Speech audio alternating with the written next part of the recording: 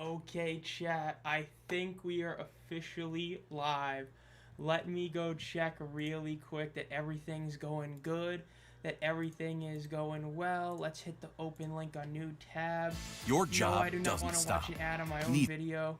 Okay, so let's see real quick. stop. Are we okay, chat? It seems like we're all good. Everybody that's here, my audio good, it's looking good. Should I up it a little bit? Should I lower it a little bit? Because this is the first official live play-by-play for the UFL we have done in like 9 months. The game has not started yet. The game will start in about 16 minutes. I started the stream a couple minutes early, but it will be starting tonight at 8 p.m. EST. So I'm going to post this on Twitter that we are live now, so let's go. Now, alright, sounds good that my mic's good, good. Yes, it has been a minute now. So, for right here, we are hopefully going to use the UFL's official game center to do this. Obviously, the last couple years it's been a bit rocky, we'll say. So if it doesn't end up being actually good, I'm going to swap this to, I believe this is, let me make sure I'm about to swap this to the right one. Yeah, I will swap it to this one if it does not work out well, but I want to use the official UFL one if it does work, so hopefully it does, but we'll see. Yes, we are back up. Man, the Panthers, there were some moves that were in for the Panthers. Jalen Phillips got paid a little bit too much money for my blood, but it is what it is. Let me grab my drinks. I got my little bag of drinks now. Now, for one big difference from last year to this year, and this includes streams that I did like a few months ago for the NFL. Since then, I have added a second monitor to the setup. So beforehand, I would have like 4 windows open on one monitor. So right now, I've got you guys' chat pulled up on my monitor that's to my left, right over here.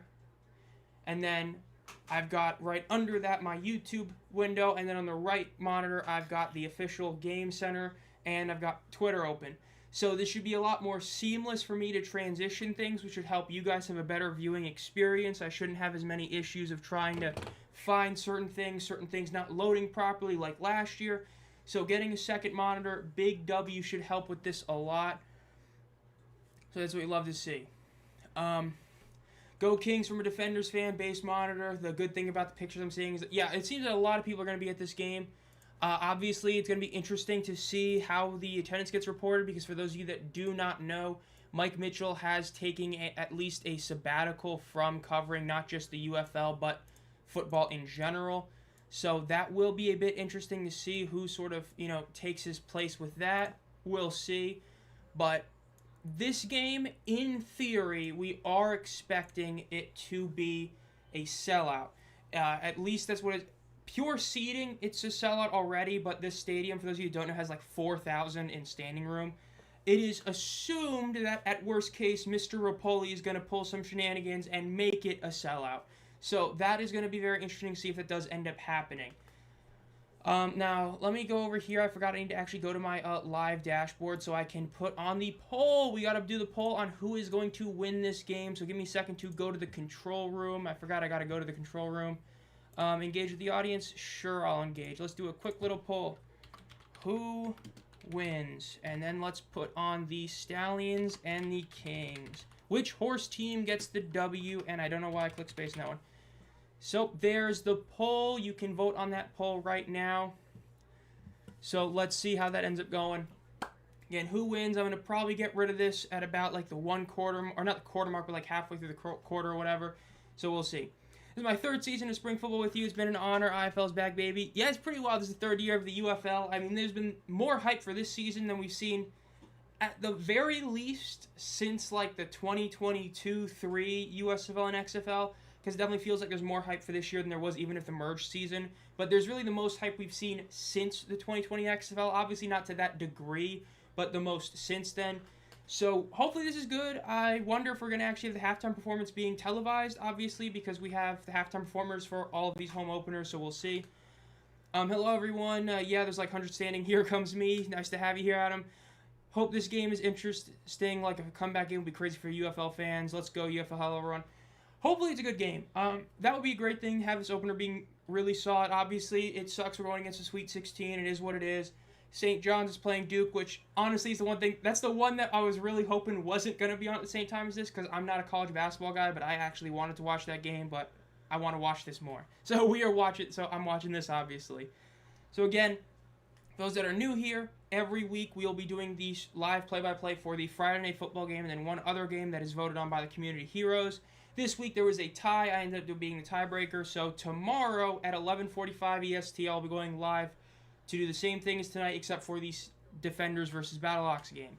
So that's going to be pretty interesting, and we'll see how everything's going to go. Duke going to win anyway. I know when I walked in here, because I had the game on in another TV, when I walked in here, St. John was leading.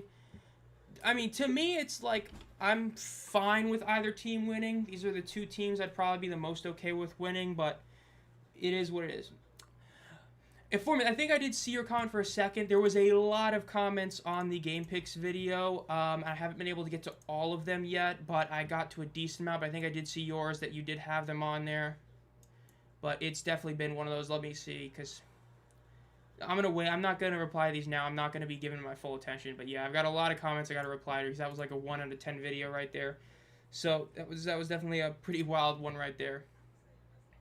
Is how it's going to be posted right after the game or delay? I do not remember how fast they got them out last year when it comes to the actual highlights. I do not remember, honestly. I would imagine it's probably going to be, at the very worst, like the next day they'll be posted. But I would imagine it's probably going to be like, give or take, like 2 hours. Again, I do not remember for sure how fast they put them out officially. But it's probably going to be at least like a couple hours, but yeah.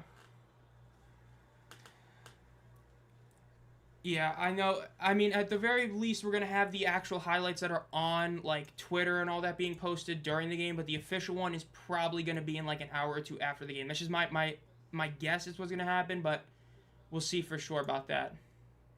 They already posted this DraftKings thing. I guess they're posting it again. Yeah, let's see. Nothing else so far, yeah. About to see my boys in green. Yes, I've got the basically Louisville Kings jersey. Obviously, it's, Memphis, who are the Kings now. So, again, this is a jersey I got a little too late. Got this, like, around Christmas time, and it is what it is, right? Joined my Maulers jersey as being one that, let's just say is a bit outdated, but it is what it is. Now, I will say, as a quick FYI for everybody, whenever they do put jerseys on the site, if you are a Renegades fan, a Battlehawks fan, or a Defenders fan, Collectibles Exchange still has team-issued and game-issued jerseys from the 2020 season of those three teams for, like, on sale now for, like, $60 to $90, depending if you get the team-issued or game-issued. So when the UFL does put jerseys on their site, just an FYI, if you are a fan of one of those three teams, that is where your money is better spent, because it's going to be cheaper, because guesstimate, based on what we've seen in past years, UFL is probably going to charge, like, $120 for jerseys. And they're obviously like this, which are solid quality, but they're not game-issued or team-issued jerseys, which you can get those on Collectibles Exchange for. It's like $70 for team-issued, and I think it's like $90 for game-issued, so just as an FYI. Can I show the kickoff? I think technically I could, but I do not have any way to actually show it on here. I do not think Elgato will capture that. No, it won't, because it's not connected to the TV. It's connected to that, so I do not have a way to do this. If this was on ESPN, in theory, I could do it, especially because the UFL is very lenient on those things, but I don't want to test the waters of that. But with this game, even then, I couldn't with this game, since this one is on regular broadcast Fox. Yes, I want the Dragons to come back. I want them to come back as the 2020 iteration. That was great uniforms, great logo, great everything. That was a great team. I'd love to see the Dragons come back. Not the Sea Dragons, the Dragons would love to see that. Some UFO promo on Fox. Yeah, I got the Family Feud on right now. Still carrying the torch for the Dragons. Breakers. Home game for the Bandit boat chase. Yeah, it is pretty wild. This is also the Tampa Bay Bandits. For those of you that don't know this, the Bandits became the Showboats, who now are the Kings. Still not as insane as the Gamblers and their really awkward sort of thing, but it's definitely up there, so... Yeah, let's see. Am I getting any other posts and all that? I've got a lot of things I'm trying to track right now. I've just gotten like 6 notifications about the whole Tiger Woods situation. About him crashing, about whether or not he was, drinking while intoxicated, whether he wasn't. It's just, oh my goodness, just way too much. But hey, I guess we will repost this one just to repost that right now. So posting that on X again real quick. If gamblers get thrown out of the league, that's the team I'm most looking forward to finding out their numbers is Houston, how they end up doing. Because I could literally see them do anything. With them being in a true soccer stadium, with the extra marketing, with the issues, I could literally see anything happen with them. That's going to be interesting. Honestly, let's go Kings. Speaking of bandits, you kids remember Uncle Todd Haley? Yes, sir. He's back. He is back. We do want to see the Dragons, but you got Todd Haley back, so that's going to be intriguing. Obviously, like I said, I think Sunday's games are the ones that, like, today and tomorrow's games are the two that, if you are a casual fan, they're the ones that are like, oh, this is the one you want to see. But in terms of, like, truly, like, intriguing, I really do feel like the Sunday games are the most intriguing because those are, to me, true pick'em games. I could see either team winning those games relatively easily or being a true super close game, whereas today and tomorrow's, like I said, I got a hunch that Louisville wins today, and I think tomorrow that the fact that DC has that continuity and all that, I think they just... It's a lot like the Panthers and Stallions of the past couple of years where when you're bringing back damn near your whole roster, you're going to have that advantage against teams that didn't bring back their roster and coaching staff. But we'll see. Why do I have a plus sign? No, I'm not switching the stream. Okay. Nice seeing you UFL in the future. Right when they get a chance. I do not think so because of the fact that what we've seen a lot is the fact that you can go from the UFL, sign a quick little off-season deal, and then, be in training camp or practice squad or something like that for the NFL, and then just come back to the UFL and you'll be back to the same team. And especially with how much you get paid, even if you are like a super low end, like if you are the absolute worst player in the NFL, you're still going to make more money than you would here. So it still is definitely beneficial for you to sign that deal, even if you do not truly believe that you are going to get even signed to the team. If you can go and be in training camp for a few weeks and make some extra bread, it's definitely worth it. So I really don't think that's going to happen. But that's kind of the whole idea with that. And we've kind of seen a couple players so far take that view they'd rather be on that reserved future contract where it's like very much, are you really on the team versus it? But that's just kind of what it is. Spring Kitties will always go meow. We got to bring the Panthers back. We got to bring the Panthers back. We got to bring the Panthers back at some point. I'm getting a new Battlehawks jersey and either a Louisville or Columbus jersey. I could see myself getting either of those, Columbus or Louisville for sure. I definitely could. I mean, those are... The new jerseys outside of Orlando are solid. Orlando... Yikes. But, yeah, these ones are definitely... There's some really good new ones. But, we'll see. And again, with this game... I'm going to check that real quick. What are the odds for this one? I want to see if they updated. Because, like I said, I recorded that video... Okay, I went to the wrong one. I recorded that video, like, 2 days ago. Like, 2 nights ago. So something's definitely changed. Let's see. Okay, so Birmingham is still 5.5 point favorites. DC is 3.5. Wow, the Houston spread didn't change at all, even with the Prez news. That's actually a bit shocking. I'm gonna be real with you. Oh crap! I just realized. Okay, I gotta figure out which ones are here. There we go. So to answer your question, Carr, seeding, it doesn't even hold 12K. It holds, I think it's like 11,304, some really awkward number like that. But in terms of actual room, it holds like 15,200 or 400 with standing room. That's why when they put out that post of it being a sellout, it was a sellout in terms of like seating, because there's like 4,000 open areas. That's what I was trying to point out like a few months ago when I was talking about the stadium, where it's a small stadium. Like, it is like the smallest stadium the league has, if you don't count like Dallas, I think, has the renovations going on, whatever, because of the fact you have so much standing room. So, in theory, though, like, Louisville can break the all-time record. The all-time record, I think, is like 14,620-something. So, it's possible, but we'll see.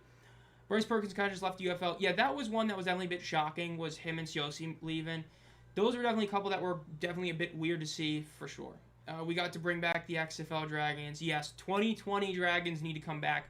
We need that version with the cool Dragon logo, not the, like, super 2023 one. But, yeah. Can't wait to see how packed it is. A few minutes ago, spread out. Yep, and, well, Family Feud just ended, so that means we should be having the game come out, or start in a second. Again, if you haven't already, make sure to vote in the poll. It is almost dead even. I mean, we got 32 votes, a lot of votes, and it's currently 56% for the Stallions. Need some breakers, yeah. I mean, in a perfect world, Rapoli's, 4 teams by 2030 or whatever it was he said, would be the Panthers, Breakers, Dragons, and then 1 expansion team, or the Brahmas, I guess. That would be, like, those 3 teams need to come back, and then a 4th. I know that there's, like I said, it's still weird having a spring football league that doesn't have the Stars or Generals, but I can understand why other teams in the league, though it is still weird, but those 3 teams need to return, and then 1 other expansion team. That's what I think would be the best case scenario, but we'll see. In Bean, I trust. I will say, look, not to pat myself in the back a little too hard, but like, as a saying, man, DTR got a ton of hype. I said, hold on, wait a minute. He didn't even get the starting job. I do think he will play. Like I said, I still stand by. I think he's going to be a better quarterback in this league than Kellen Mond. Now, Jack Plummer, he may just had a really good camp, and, we've seen in the past, NFL preseason is not the best way to judge if a player's going to do good in the UFL. Anthony Brown was incredible in the preseason, was terrible in the UFL. We've seen guys that sucked in the NFL preseason that were great in the UFL. I do believe DTR will be a solid quarterback if he does get the opportunity to play. I'm just saying, I personally was not shocked to see him not get the starting job. But Perez, that was shocking. That was a bit shocking. That one was shocking to me. Like I was saying on Twitter, I do not think that DTR was shocking when you look at it through, like, an objective lens, doing this, because objective is very hard to say when you're talking about stuff like this. But I think that is, in an objective way, it wasn't too shocking, because there was never a reason for him to be the de facto starter. It was just, like, us as a collective group of fans saying, oh, this guy's going to be great because he played in the NFL some games, but he didn't ever play here. But Perez, shocking. I'm on record saying that last year he was worse than what his stats say while still being a good quarterback. But even I cannot believe that he's not the starter, even though he is expected to be doing the dual QB system. With that being said, for those that didn't watch the USL in 2022, we have seen that the dual quarterback system can work if done well. DeAndre Johnson, Luis Perez, incredible duo. And the only reason that team ended up faltering was because one of them got hurt. I believe it was Perez that got hurt, and then DeAndre Johnson had to play the whole time. Or was DeAndre? I can't remember, but one of them got hurt, and that's what screwed it up. Is there stream on yet? We stream it right now, but the game is starting. You've got a little promo coming on right now showing Shannon Harris with the trophy and all that. Stay tuned. I will have a story coming out with Shannon Harris on AFN. Just an FYI, but yeah. Seatbelts, everyone. Let's see. Any other notifications? How dare they bench the Spring King? They didn't film the runouts. James Larson got it. Mentioned everybody. It's game time. Oh, that's right. Everyone. Okay. So, like I said, if this right here doesn't work properly, we'll go to the Fox one. I'm hoping that the UFL's one isn't terrible, so we'll see for sure, though, in a second. And I did see that we are getting the main team here, like a Klatt and Menifee, so that's going to be nice for this one for sure. Oh, you love to see that. The St. Louis Blues putting out a post about let's go Battlehawks, even though the game's tomorrow, but you love to see that one. Love to see it the other way. That's what you love to see right there.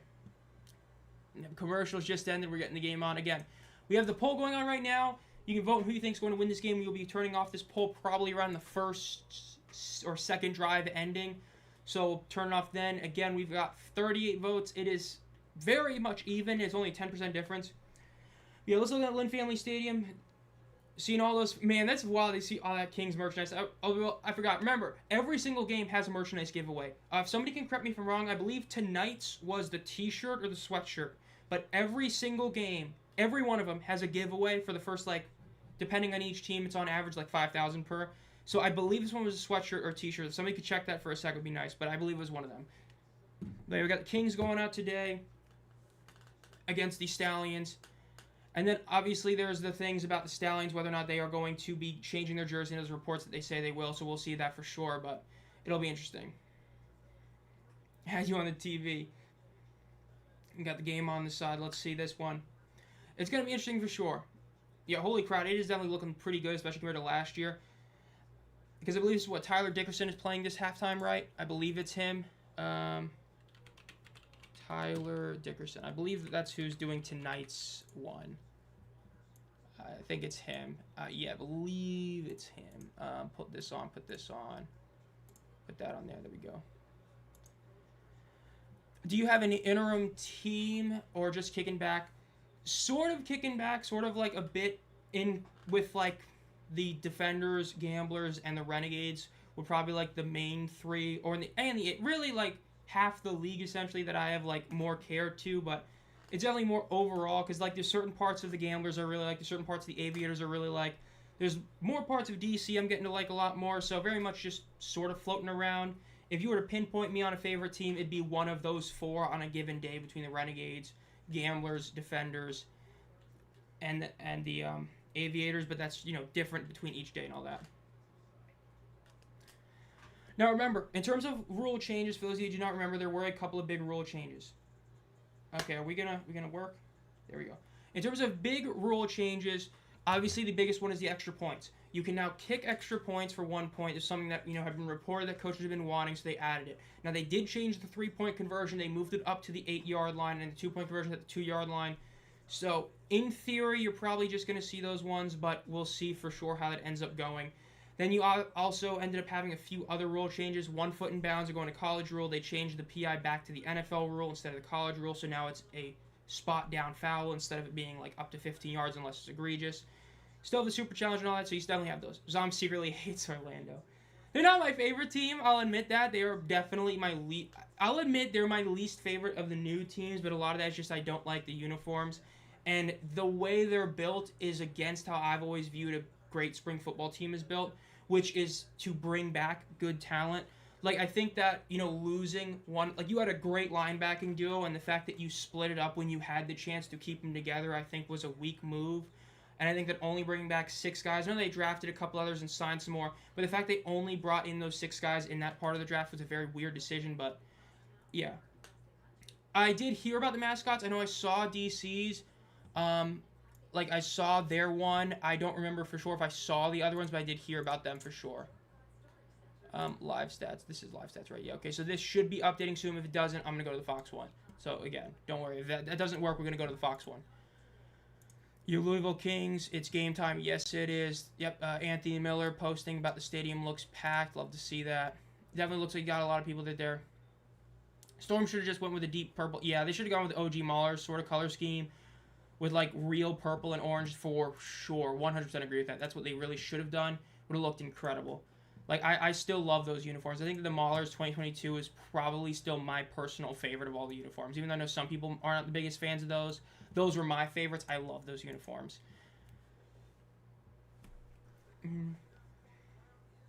For sure, but we'll see. Let's see. Okay, got that up there right. Yeah, okay. So hopefully this starts updating right whenever the game starts.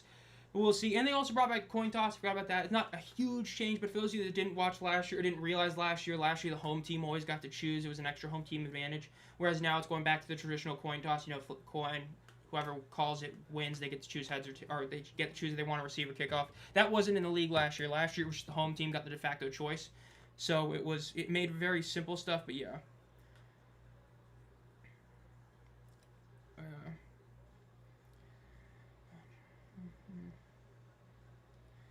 Live play-by-you minutes ago. Yep, so I should be having another article be posted tonight at AFN, so that'll be nice if you want to, read. Spoiler alerts, another defender that I was able to be able to talk to, so I've got that article coming out later. That's going to be cool. Be tough to get this. Do you think gameplay will be better?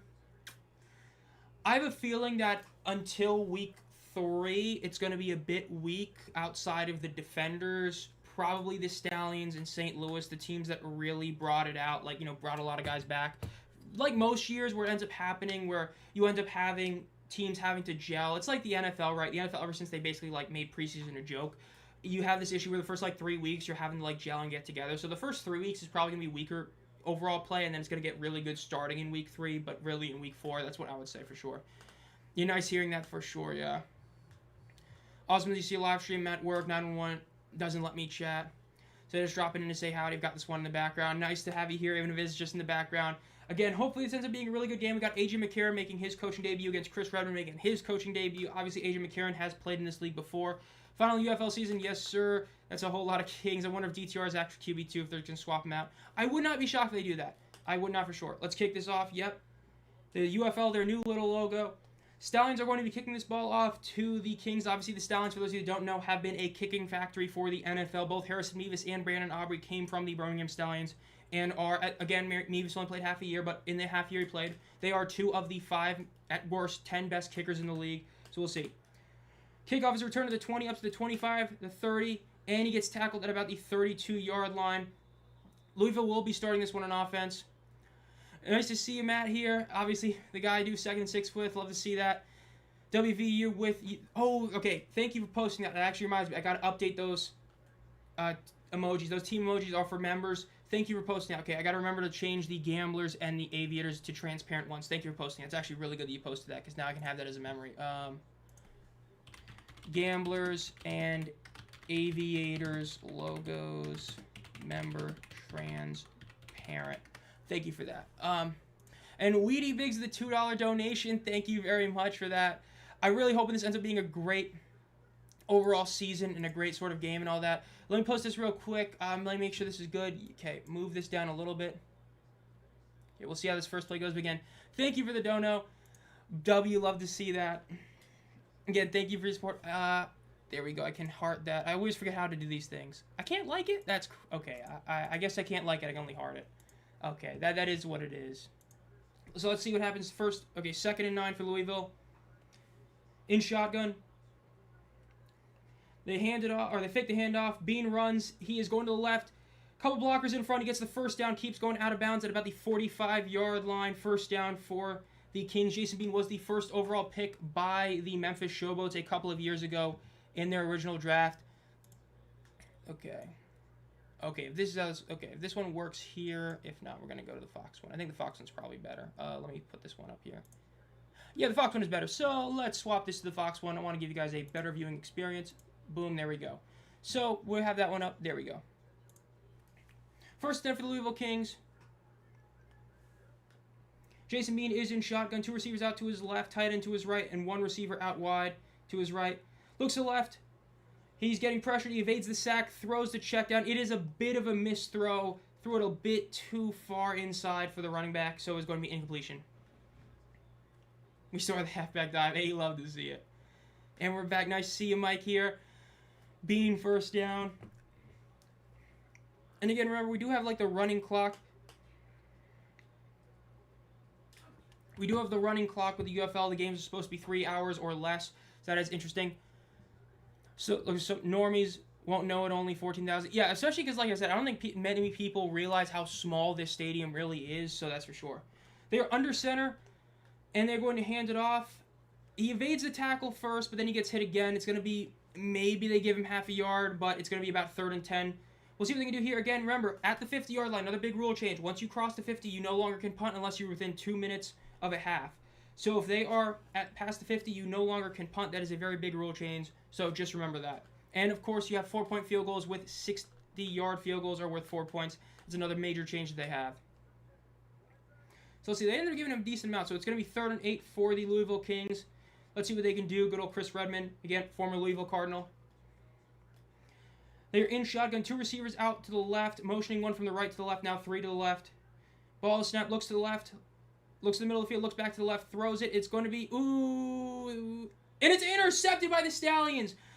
The receiver ended up tipping it 3 times, and in the end, he completely whiffed it, and the Stallions got the interception. That is an interception that is not on Jason Bean. The receiver 100% should have caught that initially, and then he ended up tipping it twice. Birmingham was able to get it. Interception, Birmingham. That is a pretty wild first turnover of the season right there.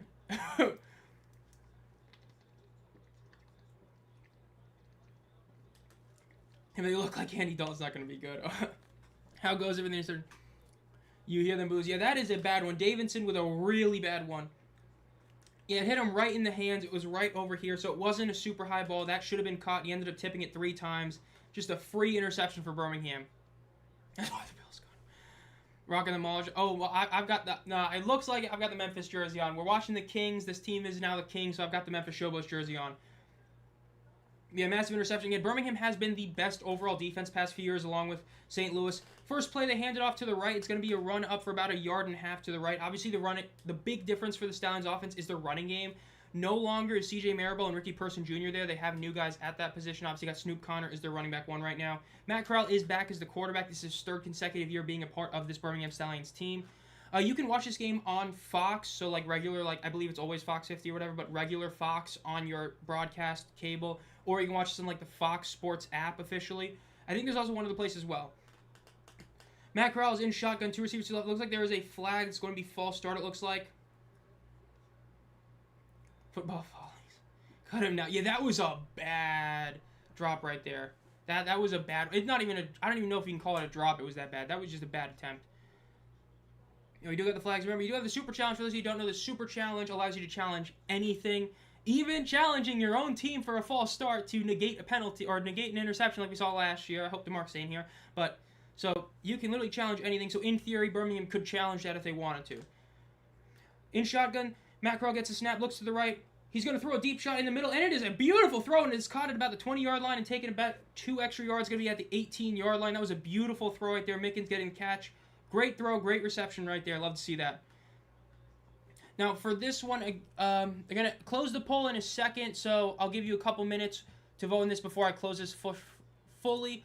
But this, I do believe I had this as a lower scoring game, but I'll see in a second.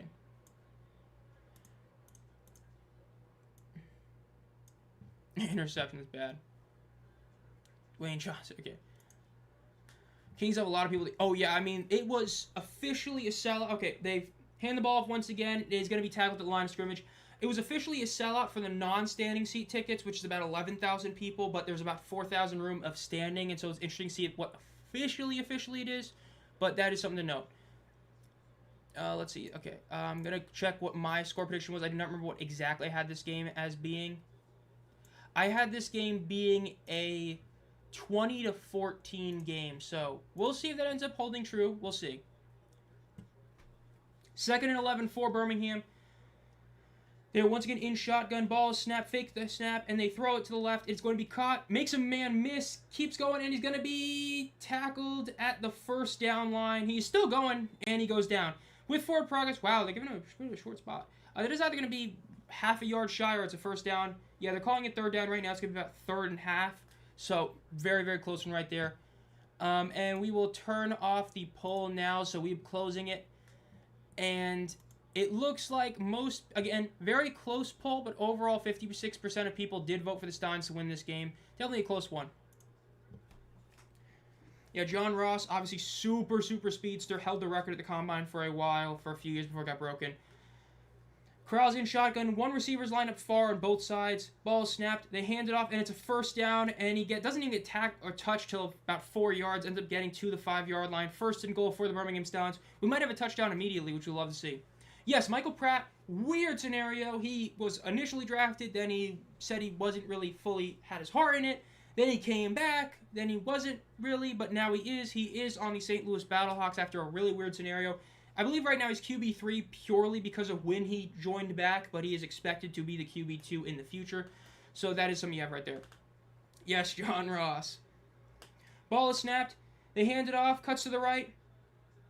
And he gets the touchdown, 6-0 Birmingham over Louisville. Snoop Conner with the first touchdown of the 2026 UFL season. Birmingham is already looking to go right back to being a solid team, which you'll have to see. Again, especially because this is a battle of 2 teams that, to most people, had the weaker coaching staffs in the league. Just as an FYI for those of you that are new to this league, these 2 teams are viewed as having the weakest coaching staffs. So definitely a very intriguing matchup for that, and they're the 2 horse teams. A lot of very weird stuff like that, but great touchdown right there. Didn't even get touched. Beautiful run, great touchdown for the Birmingham Stallions. Get 6-0 lead. Getting him just for him to retire. Kings got to lock in now and score, definitely, especially to make this a really solid game on TV. And they are going to be kicking the extra point. Again, you can now do this. Very debatable topic. Again, this is something that coaches definitely seem to want for a while. And with kickers having so much success, it's kind of what's happened. Kick is up, and no way, he missed the extra point. It is 6-0 Birmingham. There is no way he just missed that. That is the first extra point kick in UFL history, and he missed it. Just an FYI, again, they didn't have extra point kicks in this league. So that is officially the first ever kick that was an extra point, and it's a miss. You cannot make that up. That is actually hysterical. That is wild. Yeah, first he's cut. Probably. Because I'm not new, but so many changes. Yeah, definitely a lot of changes, but that is hilarious right there. Actual miss. Oh my god. Oh man, me report that out there is wild, but Need Aubrey back on God. Let's see. Other notifications. Gotta love it. Making long kicks, but miss a short kick. Yeah, Jake Bates is a great example of that. What's up, everyone? Stoked to be watching the UFL against Stallions. Right on track already. P.S. Coughlin made that kick. True. And probably Chris Blewett. And Luis Aguilar. I saw a dude lining up for the PAT, and I already knew that was going to happen. Oh, we got... Wait, is that LeBron? I'm just joking. I'm joking, but if you know about the LeBron stuff. But, yeah, pretty wild. That was the first ever extra point kicked in UFL history, and it's a miss. That is the kind of thing you just can't make up. As you love to see. Again, like I said, I thought it was going to be very interesting to see if we end up actually seeing anybody doing what you saw last year, which was going for 2 consistently. Because, again, if you make it at like a 60% success mark, it is technically better for you to go for 2 than it is to kick extra points. We'll see. I got a feeling that DC might, even though they have, obviously, a solid kicker, Matt McCrane, we'll see. RAF advertisement. Maybe we could give Kirby Wilson a call. Okay. I know, hey, not everybody in this chat knows Kirby Wilson and his story. And some of those people are a little bit lucky to not know about Pizzagate and that 2022 Maulers team. Taku kicking the ground. Oh, that was bad. Yeah, Tyler Reddick, man, he's been doing so well for NASCAR. It's insane. 4 wins in 6 races is absurd. Talking about the returning markets, again, another little fun fact for those of you that are new here, these Stallions and the Defenders are the only teams that didn't change their logo. Every team, even the ones that returned, changed their logos. The Battlehawks changed their logo a little bit. The Renegades went back to their iconic Bandit logo officially. Obviously, the Roughnecks changed the Gamblers, or they changed back to the Gamblers with a new logo. But the Stallions and Defenders kept the same logo. The only 2 teams that kept the same logo. Every other team changed it at least to some little degree. To miss it on purpose, so everybody goes for conversions. You might not be wrong. Honestly, you might not be wrong. So let's see. And the kickoff is up. Bounces, and it's going to be returned at the 20-yard line. The 25, and he's going to be tackled at about the 28-yard line. Decent coverage unit right there by the Stallions. Love to see that. Again, obviously the UFL has that dynamic kickoff. They're the ones that really started. Well, technically the XFL did. We're obviously got to kick it in the landing zone and all that. Showing some of the big changes with the rules right there. Again, kickoffs, which I don't know why they're showing that. The rule change really isn't that much of a change. They just moved it a little bit of how much you're punished. But, yeah, I guess showing that one. But the receptions, punts, and 4-point field goal rules are obviously the biggest changes. I haven't heard anything, so I would assume that the second coaches challenge is still allowed. I believe that was the one where if you make the first one, you get the second one. So I believe that's still in the league, since I haven't heard anything about it otherwise. Just like the same with the punt rules, you can't coffin punt, which sucks, but you can't do it in this league. That's the one rule the UFL really needs to fix is the coffin punt rule, but yeah. Jason Bean fakes the handoff. He throws it out to the right. It is going to be caught at the 40, up to the 45, tackled about 1 yard shy of the 45. Now, I will say that is honestly something that makes me, that kind of play right there makes me actually gain a lot of admiration and respect for Jason Bean. That was the guy you just watched completely whiff a throw that you threw directly into his hand. It takes a lot for a quarterback to really trust his guys. As you love to see, that's a great leader. That's a great play by Jason Bean just because of who he threw it to. Love to see that by him. I like the red helmets. Are they really getting red jerseys? I know there's a report that suggests that they might be changing back to the red jerseys, which if they do, I think it'd be hilarious. They also go out with the gold one time, but we'll see. It's not until week 4, but we'll see for sure then. Ball is snapped. They hand it off. He cuts up the middle, and he gets about 4.5 yards. Going to be about 2nd and 5, 2nd and 6 right there. You successfully completed a pass. Might not get... Yeah, the red helmets are great. These helmets, the more I look at them, like, at the very beginning, they were not really, like, super loved. But, man, they are really solid. They are really good helmets. For sure.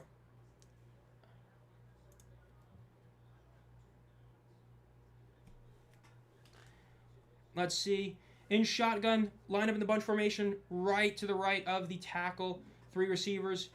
Looks to the left, looks to the middle of the field, throws, and it is caught for a first down, and he's going to be down right at the 45-yard line. They now pass the 50, so no more punting for them right there.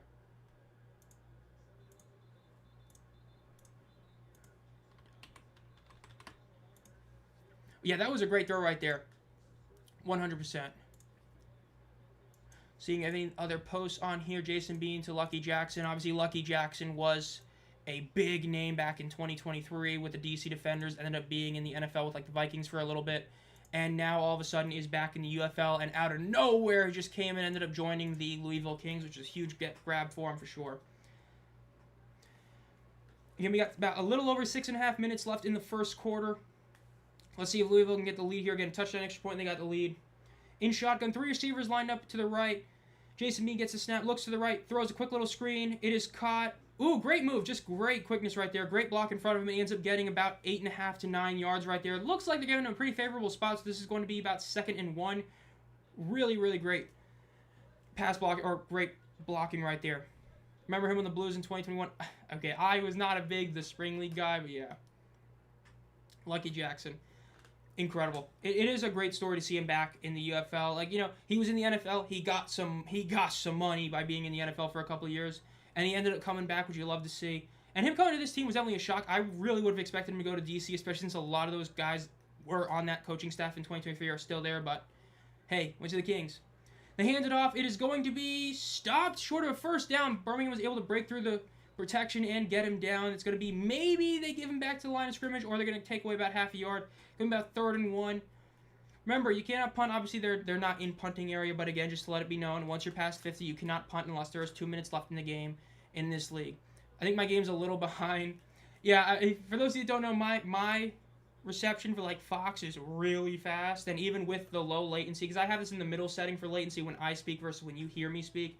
But even with that, like, this is fast compared to like ABC and all that. Another rush up the middle ends up being a first down. Basically just went right down for it and got it. Again, remember, the Louisville Kings did have James Robinson on their roster during training camp, but obviously with questions about his health, it ended up seeming like his injuries definitely did affect him, and he ended up not making the roster. But first down right there, because you do have Spiller on there, so you still have one of those big names. You got Trey McKitty right there. A couple guys that you definitely have heard of on this team for sure. And then you got Jaden Sheridan's right, so definitely a solid one right there.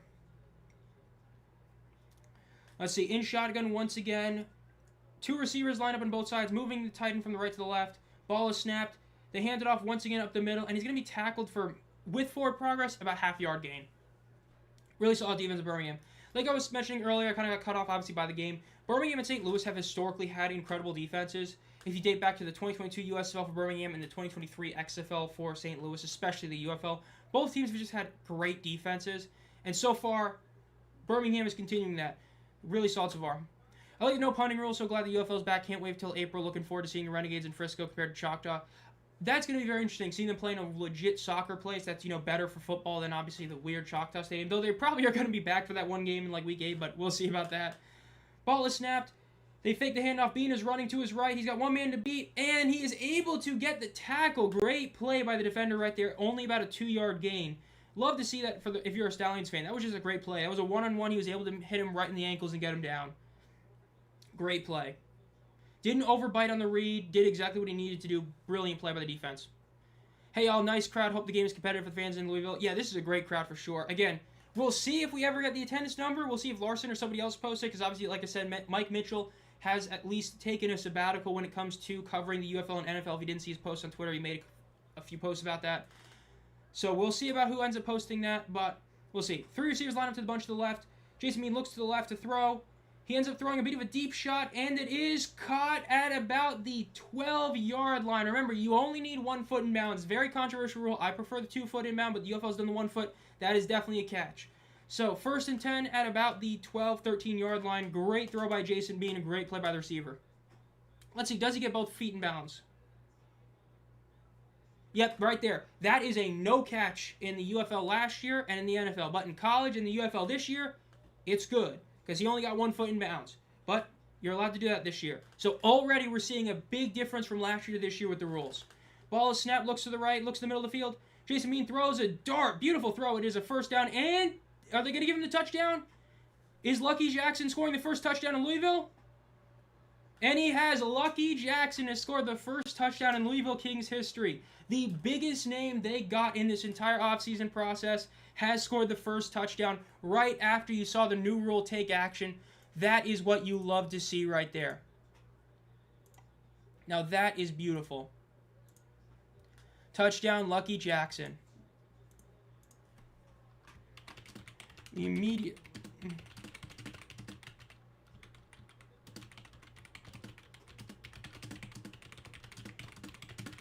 the biggest name on just their first ever TD. Gotta love it. This is what you love to see.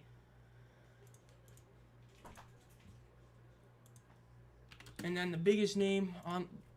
Let's go. Give this crowd some juice. Definitely love to see it. Yep, they're playing some good football right there. Lucky Jackson, man. Again, this is a guy that was really, really good for DC back in 2023. Been in the NFL for a while, and now he's here. And they actually make the extra point. So there is now a... So now Louisville has the lead 7-6. You cannot make this up. But they have the lead. Do they have a halftime show? Every home opener game this season has a halftime show that ranges from a decently sized name to Ludacris, Whale, and DJ Khaled. I believe this one is Tyler Dickerson. I would imagine we get to see it on here, but we'll see. But we'll see for sure. How many people are watching this right now?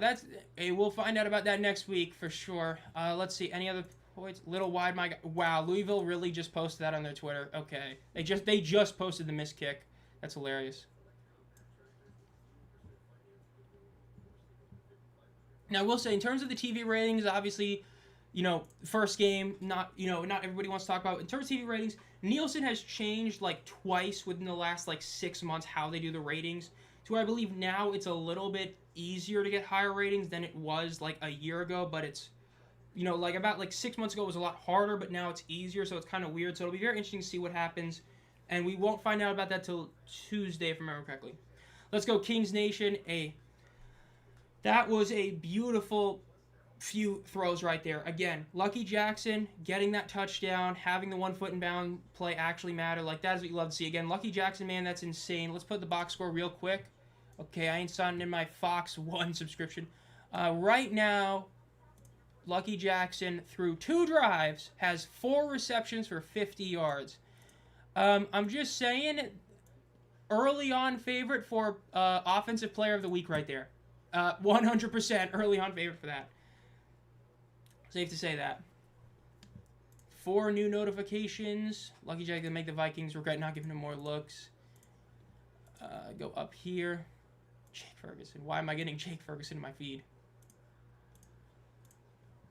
They looking good. Hey, they are looking pretty good. That's what you love to see for a first drive. Again, especially because, like I said in the game picks video, historically, Week 1 has very questionable offensive plays. What's always happened in Week 1. But, hey, we're in 1 quarter, and we have 2 touchdowns. We did not have that often last year, unless it was St. Louis or, Arlington, that were just killing, San Antonio and Houston last year in Week 1. And that was only because they scored both touchdowns. But this, definitely love to see this for sure. Hey, never forget 17-0 Bandits versus Maulers. What a game.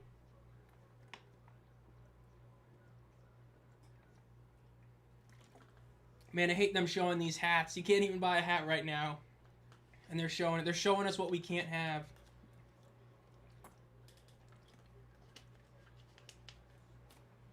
Two minutes and 40 seconds left in the first quarter. Again, it is currently 6 Birmingham, 7 Louisville. Kick is up. It is drifting off to the left. It's going to be recovered at about the 10, up to the 15, the 20, going back to the middle, going back to the right, up to the 30, and he gets to the 35. Great kickoff return. Remember, that's their first kickoff return right there, and that's a very solid one. Love to see that one. My advice about the under may be bad advice. Hey, we'll see. I mean, hey, it's only 1 quarter, and I believe the over-under for this game was 42.5, so we'll see. Good old Adrian McCarron going to show what he did with the St. Louis Battlehawks, I would assume. There it is. Hell, they could even show 2025 just by the fact that him not being there really hurt that team, right? We're going to get rid of McCarron because we want a dual threat quarterback, then we end up going back to a pocket passer to be our best quarterback. Again, gotta love the irony. Let's see what can happen. They're in shotgun. Ball is snapped. Looks to the left. Looks to the middle of the field. Throws it to the left. It is going to be caught and is going to be going out of bounds at about the 49-yard line is what they're probably going to call that one. There were a couple of big names. David Davis, I believe, is doing something, so he was inactive. I believe Marlon Williams was also inactive. So you did have a couple big name receivers for Birmingham be inactive, but this is one of those teams that, these 2 teams and, 2 other ones, there's 4 teams that have really good receiving rooms, so it's not the end of the world that, those guys are not playing. It's a bit shocking, arguably, but it's not super, insane. They're in shotgun once again. Two receivers to the right, one to the left. Ball snap. They hand it off. Cuts to the right. Gets about 6 yards. And, yeah, he's about 6 yards right there. So it's going to be about 2nd and 5. Okay, yeah, they're giving him a bit of a lower end spot. So 2nd and 5 for Birmingham. They have crossed the 50, so no punting, obviously. Again, for those who don't know, even if you end up, let's say they get a holding penalty and they do 2 incompletions, you still cannot punt. Once you cross 50, you cannot punt unless you're within 2 minutes of a half. Wouldn't be surprised if them the hats merch or stadium exclusive. Wait, honestly, that'd be a really effed up thing for them to do, but I wouldn't be super shocked. But they can't do that. Maybe the first 2 weeks, but yeah. Ball is snapped, they hand it off, and he gets tackled. It looks like he was about to evade the tackle, but Carlton did not let go, and he ended up going down. About a 2-yard loss for Birmingham. It's going to be 3rd and 6 for him right there. 6 more notifications. Okay, I got to look at this. Are we, dare I say, are we trending? Tiger Woods is number 1. Oh, I'm so sorry, Tiger. Oh, man. Okay, currently, no. No, I'm not going to make that joke. I could. Okay, so currently not, but I'm definitely seeing a lot of action on Twitter because there's just a lot of things going on right now. Ball snap, they hand it off once again, and it's going to be about a 3-yard gain. Again, remember, you cannot punt. Right here, especially with your kicker just missing an extra point, this is debatable on if you would punt it here. You cannot punt. You have to either go for this or kick the field goal. And at the moment, it looks like they are going to be going for it. And I think a big way to tell was the fact they did run the ball in the last play. So it is 4th and 4. Let's see if they do, in fact, get this. And we're already seeing the new rules have an effect, which you do love to see that. Whether or not you like or disagree is important. And another important fact, this is 4-point field goal range, but they're not doing it. Ball is snapped. Throws to the right, it is caught, and it is a 1st down, and he breaks the tackle and keeps going. That's about an 8-yard reception right there. Love to see that for Birmingham, and they get the 1st down, and that is going to bring us to the end of the 1st quarter. What do the Stallions have for a kicker here? Obviously, extra points could be a problem. I mean, yeah, because extra points like, what, 33-yard field goals, so and if you miss that, that makes it a bit questionable, so I'm not super shocked they end up doing this. Birmingham 1-on-1 on 4th downs. Let's see here. Louisville, Kings, what was it called? I'm already forgetting giveaways. So let's see. What was the giveaways for this one? So for this game, the first 5,000 fans in attendance got the Green Kings t-shirt. Okay. So that's what they had. This is the green out game. So the Green King shirt was given out. I believe it was the first 5,000. So if you're seeing a lot of those in the stands, that's why, because that was given away today. Because again, every single game has giveaways. Some of these games are going to have giveaways like bobbleheads, which are really nice. Because I mean, even the Jake Bates one, like last year, was a really solid one. So those are definitely going to be good. I might try to cop 1 or 2 of those at some point. Say, hey, if you're going to this game, let me know, or something like that. Okay, Amira, you did not have to post this. And then every game is doing at least a clear tote giveaway. So a lot of stuff like that. But, man, really solid first quarter. Love to see that. Really, really good first quarter for the UFL. Again, last year, there's a lot less scoring, even through 1 quarter. So, seeing this is already solid. Again, it looks like Birmingham is potentially going to score again, which you'd love to see that. And, I mean, at this point, you haven't even seen a punt yet. So, that's another thing. We got 1 full quarter without any punts. You had an interception, and you had scores the rest of the time. So, you do love to see that, and again, you're seeing the action of how fast the UFL games are. A big part of this was this sort of... The USFL back in 23 really, made this big deal, because the XFL was doing it, and the USFL, did it even more, where it's, the goal is to get these games to end in 3 hours, right? A lot like baseball, adding a pitch clock, things like that to make the games go by quicker. Have it end in 3 hours, make it a very simple time, only if it's OT, so then you don't go over your time limit and all that. So, again, we're less than 40 minutes from 8 o'clock. The game may have had a start time of 8, but it didn't kick off till 8:05, 8:10, and we're already at the end of the first quarter. So, again, you're seeing a lot of rules in action already.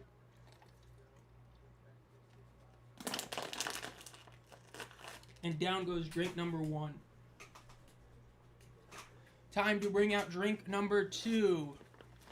For the stream. Obviously, if you don't have a drink, make sure you have some sort of drink with you on hand. As always, stay hydrated. Love to do that, obviously. Yeah, I love this time of the year because it means I'm about to go through so many drinks while streaming. Got to make sure my throat doesn't get all effed up from all the talking. Let's see. Oh, yeah, okay. I'm not shocked that I saw that on here. Sammy, okay. Yeah, a lot of that, a lot of that, a lot of that. Okay. Man, there really is a lot going on tonight. It's actually pretty wild. There's no conferences. Yeah, that's another big thing is that there is no conferences this year. Last year they ended up calling them conferences. Same with the year before. And obviously before they had divisions. This year it is just an 8-team league. The top 4 teams make the playoffs. Teams do play each other twice, but most of those are back-to-back. So you'll have a lot of instances of teams literally playing the same team back-to-back weeks, just in opposite stadiums. So a lot of interesting stuff right there. Posted him at St. John's game on his phone with the UFL game. Love to see that. 2 of the games this week are on ESPN because I don't have ESPN. I do still believe they are on ESPN Plus. I don't know if you have ESPN Plus, because I know ESPN Unlimited is insane, but I know there's ESPN Plus still, but I believe those games are on if you do have that. Ball is snapped, thrown over the middle, and it is incomplete. Big miss right there. I believe that was Deion Kane. You do not expect to miss that right there. That's definitely something you really hate to see. Yeah, Deion Kane dropped it. You do not like to see that. Thanks to Play, don't have cable. Hey, this is something that we started a couple years ago. It's always been fun, and it always is nice being able to help people that can't watch these games fully because of one reason or another, whether it be, again, like, I'm probably going to end up streaming the FS1 game and just doing that one because I know not everybody has FS1, so even a live play-by-play, even though you can't watch the game, you can hear it as something you don't have as much. Ball is snapped, looks to the right, they throw it, it's caught to Jordan Thomas, who makes the man, ooh, he was able to get the guy off him, but he ended up stepping out of bounds. Again, Jordan Thomas, great tight end. Love to see that one. I always think ESPN Plus like 2 years ago. I believe ESPN Plus is like up to $12. Don't quote me on that, but I believe it's like up to $12. I know it used to be $5 like 3 years ago, but I think it's moved up since then. And then ESPN Unlimited is like $30. I do not remember for sure. I think it's like 13 to 15 though. If you're gonna tee them up, I call it a Tiger Woods. Okay, yeah, let's go. Man, that was insane, dude. Tiger in another crash. Whether or not he was drunk, it's like his 3rd crash in like 20 years. Not even. Oh, beautiful play right there. Okay, so corral went right there. It was supposed to be a screenplay. Louisville was able to jump right on. They saw it was a screen like that. Ended up running right through. Batted that ball immediately. And it is 4th and 4. This is probably field goal range. I think they should kick the field goal here, though. Admittedly, right, it is a bit weird that you didn't kick the 4-point-1, but you're going to kick it here when your kicker already missed one. But I understand, obviously, not every kicker can kick 60-yarder, but we'll see. Part of me feels like they might just go for this just because, especially when you have that former quarterback mindset, but we'll see. Yeah, dude, it used to be that if you had like $50, you could get like every single streaming app like that, and now it's like, man, if you have 50, you get like 2. It's so sad. And you get a bunch of ads. Let's see. Jonathan Garibay obviously was with the Renegades last year, already missed a field goal this year, so he's already matched last year's miss total. But we'll see if he can make this. This is a 50-yarder. Kick is up, and it is blocked. Louisville gets the block. Incredible special teams play right there. Back-to-back incredible plays by Louisville right there. How about that? A blocked field goal in the first game. This is a great first game so far. I almost forgot. I got to do my opening week tier list video this week where I update the tier list of all the opening week games. This got the makings of an A or S tier game so far. Great first quarter. A blocked field goal is insane. This is a wild one right here for sure. Definitely a crazy game. You gotta love it. A block in the first game of the season. They're gonna be the Jets. Oh, okay, not the Jets. Oh, Jets. Man, I can't wait for them to draft Ty Simpson. It's going to be such a bad pick. They're going to reach for him, number 1, and then they're going to draft him, and it's going to just do nothing for him.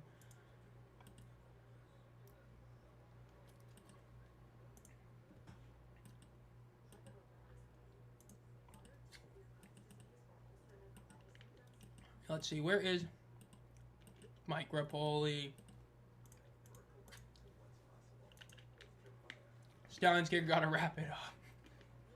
Yeah, that's not what you love to see for sure. Not at all. Well, speaking of St. John's and Mr. Rapoli, what is the score in that game? St. John's is still winning. Who are the other games? Michigan, Alabama. I do not remember. I'm doing the, I think everybody who has Fantasy ESPN is probably doing it, the Eliminator thing. I think I'm down to, 2 of them. And I do not remember who I picked. I think I didn't pick St. John's in either of them because I assume St. John's is going to win. I have them going far in the tournament. So I think I just kind of put a flyer out on like one of them. I think I picked like Alabama, and I think one I picked like I don't even remember who else, but we'll see. Time to start putting PTA. AKA. This guy just having a bad day, ain't gonna lie. Yeah, a missed extra point, the first ever extra point kick in UFL history, and you miss it. Followed by that is definitely not what you want to see, that's for sure. Okay. Man, I'm getting too many notifications from people. I'm getting too many people messaging me on stuff. Go up here. Whoa. Who is Birmingham kicker? Okay. Man, I will say, it's so much nicer having a second monitor on here. It is so much nicer being able to have you guys here, and I don't have to worry about ended up like getting rid of you guys for a second. It's great. Russell Dickerson, my bad. I think I got him and another performer mixed up. Yeah, Russell Dickerson is the halftime performer for tonight's game. And then tomorrow's in St. Louis, so tomorrow's Nelly, and then obviously DC in week 3 as well. DJ Khaled is Orlando, and you got a few other ones. Hey, yeah, this is looking to be a all-time live play I play. This is like already, I think, rival ring. Ball is snapped. They hand it off. Oh, and he breaks the tackle, and he ends up getting about 2 yards. No, they're going to give him about 1 yard. Even though it was only a 1 yard rush, he should have ended up losing 3 yards. A great rush by him. But yeah, it's already rival ring last year's championship game. I think my max was maybe like 30 concurrent viewers, so insane week 1 opener. And it's like I was alluding to before, this whole thing got big, was that this season, the hype for this season of spring football is the most we have seen since like the 2020 XFL season. Obviously not to that degree, but the most since then, which... Hey, props to Mike Rapoli for what he's done. 2nd and 9 for the Louisville Kings. Ball is snapped under center. They fake the handoff, rolls out to his right, looks over the middle of the field. He's going to run for it. He gets about 5 yards, gets about 7 yards, goes out of bounds. Might give him 8. It's probably going to be about 7 yards, getting about 3rd and 2. I just want to talk to him. So, again, about 3rd and 2 for the Louisville Kings. Jason Bean, again, his one interception is not on him. For those of you that have joined recently or didn't see it, it was 1,000,000,000% not on him. He threw it directly right here. Davidson just completely bobbled it like 3 times, intercepted. So without that, really, that should be a reception plus like 5 yards. So he's really like sick. Okay, I'm not going to say that again. The UFL man, they're trying to do too much brain rot, but you know what I'm saying. He's really been almost perfect. 3rd and 2 for the Louisville Kings in shotgun. Ball is snapped, looks to the right side of the field. Okay, as soon as I give him a compliment, he throws whatever that was. That was supposed to be a check down. He completely overthrew him. Even if he was supposed to cut up earlier, it still was an overthrow. That was the first really bad throw by Bean today. If we're getting these huge season openers for halftime shows, we're probably going to pull some... Yeah, that's a big thing. Everybody's wondering what the championship game is going to be, because that championship game, in theory, is going to be an insane performer if these are what they're getting for now. It's going to be interesting to see when they announce it, because, again, I think most of us are hoping and assuming that it is in D.C., but we will see. Again, we probably won't find out. Knowing UFL, again, Rapoli's UFL, we find out this weekend, but we'll see. Hopefully it's in DC, we'll see. First punt of the game, it is a fair catch at the 21-yard line. So first punt of the game, Birmingham gets the ball now. I would low-key fake it. Okay, we are definitely doing some rust. He feels like destroying. Oh, that's diabolical to put that out in public. Not to kick him while he's down. Oh my gosh. Okay, it looks like these halftime shows are going to be on TV, which you do love to see for sure. Stallions versus Kane. Louisville 2-4 and 3rd downs. Notifications. What notifications I get? Okay.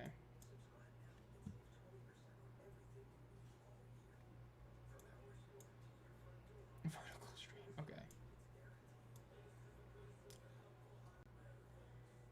Okay.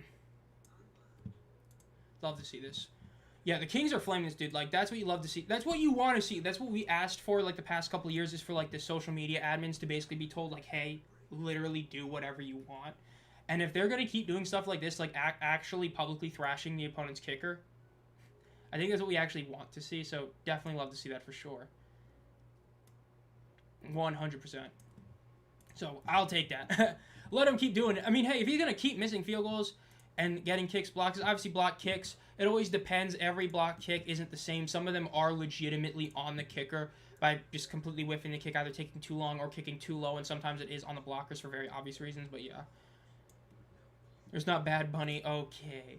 Hey, I will say this. I did not like Bad Bunny's halftime performance, but I would gladly rewatch it over Usher's halftime performance like that. I also do not believe we have had that many good halftime performances in the last 5 years for the Super Bowl. That's what I would say. If you want my opinion on that. I don't think he's as bad as the people that hate him say he is, and I definitely don't think he's as good as the people that glaze him say he is. I think that he is a performer that is not somebody I would actively go to look or go to listen to or go to avoid. I love to see these sponsorships. Again, Orlando's been somewhat shocking because obviously you have Danny Garcia and Mike Rapoli sort of based there, but Orlando's gotten a lot of sponsorships. They've not rivaled, but they've come somewhat close to St. Louis in terms of total sponsorships. Love to see that. Let's get Pitbull. That's a classic. Imagine the end of the game as a block. That would actually be fitting for this game. That honestly would be.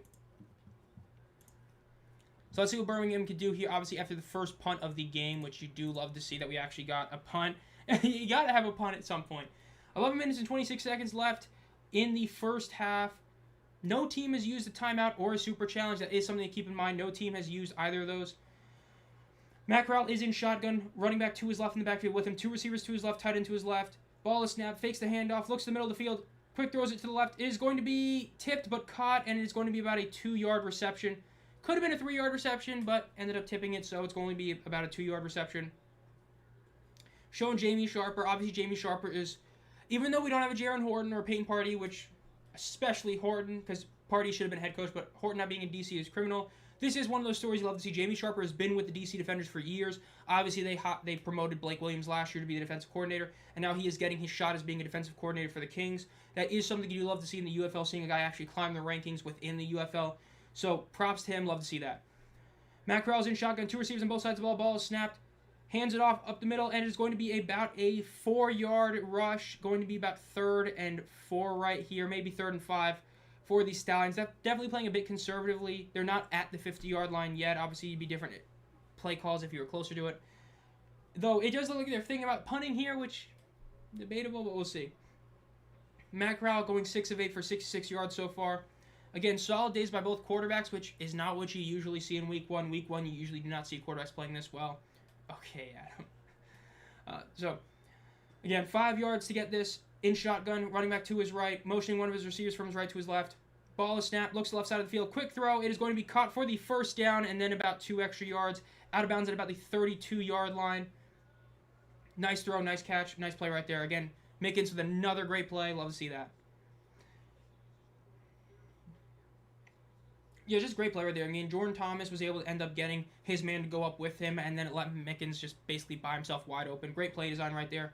Again, and look, I was part of it. We gave a lot of crap to the Stallions offensive coaching staff because of the fact that Siski had basically done nothing in terms of coaching for over, really about a decade.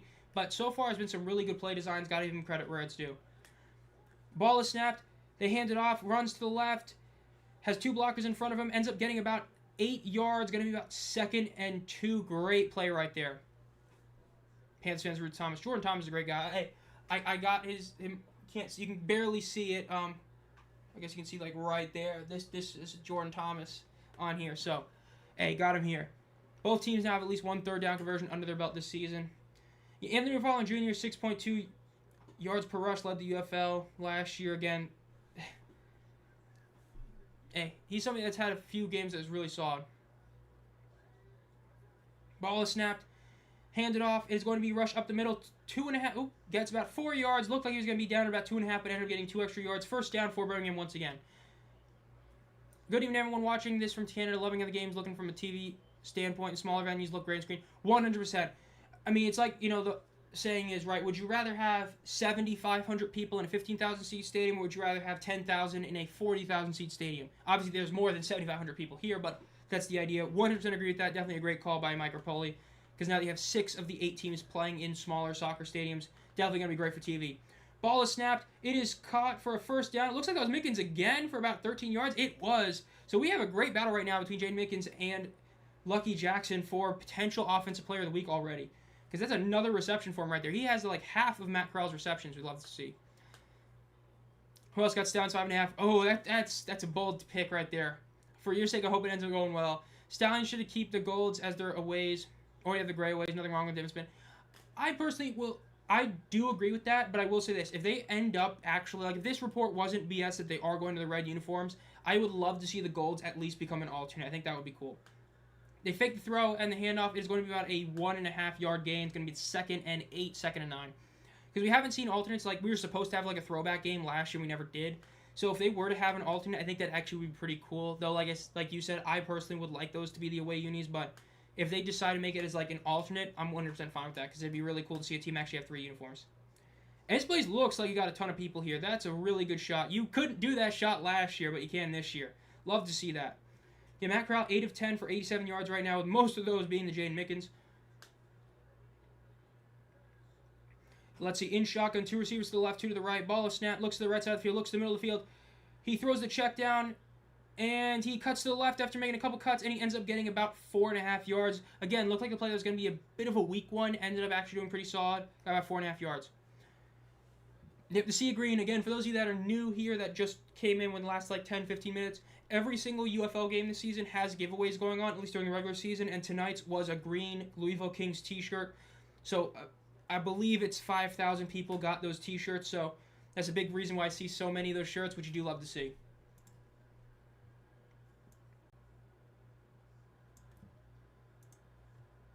Dude, there's more points. There's almost more points in that first half of the ball is snapped. It's a first down for Snoop Connor. Keeps going up to the 20, up to the... Ooh, it goes out of bounds about the 15-yard line.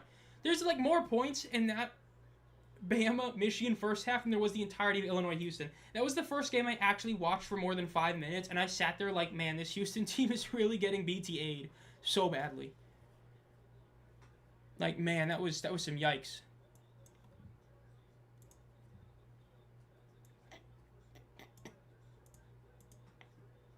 Just wow. That was a game yesterday. I cannot believe I ended up sitting through that whole second half. Houston just could not make a shot to save their life.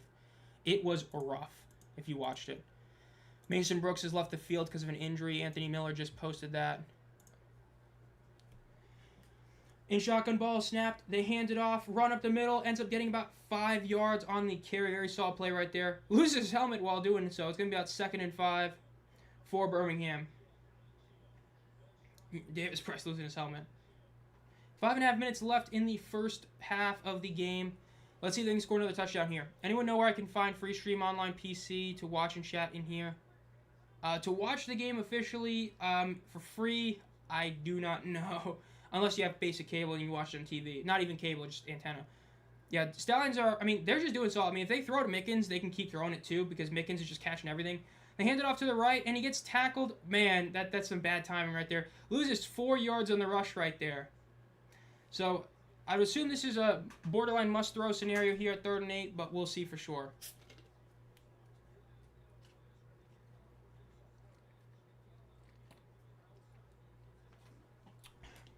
Gotta remember to keep drinking stuff.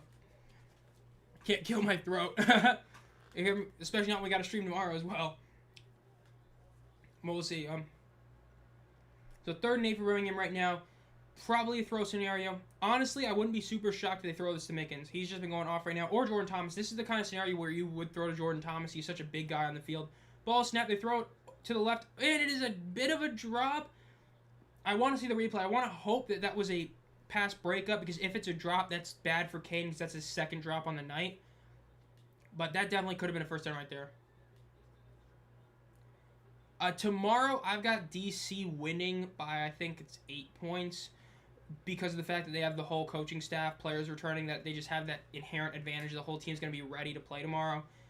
That's what my predictions for that game tomorrow. I don't remember the exact score, but I think that was the one game I actually had scoring more than like 45 points in the game. Let's see if Garrity can actually make a kick here because hasn't looked pretty good so far. So we'll see if he can make this kick. It is up, and it's good. They got it. It is 9-7.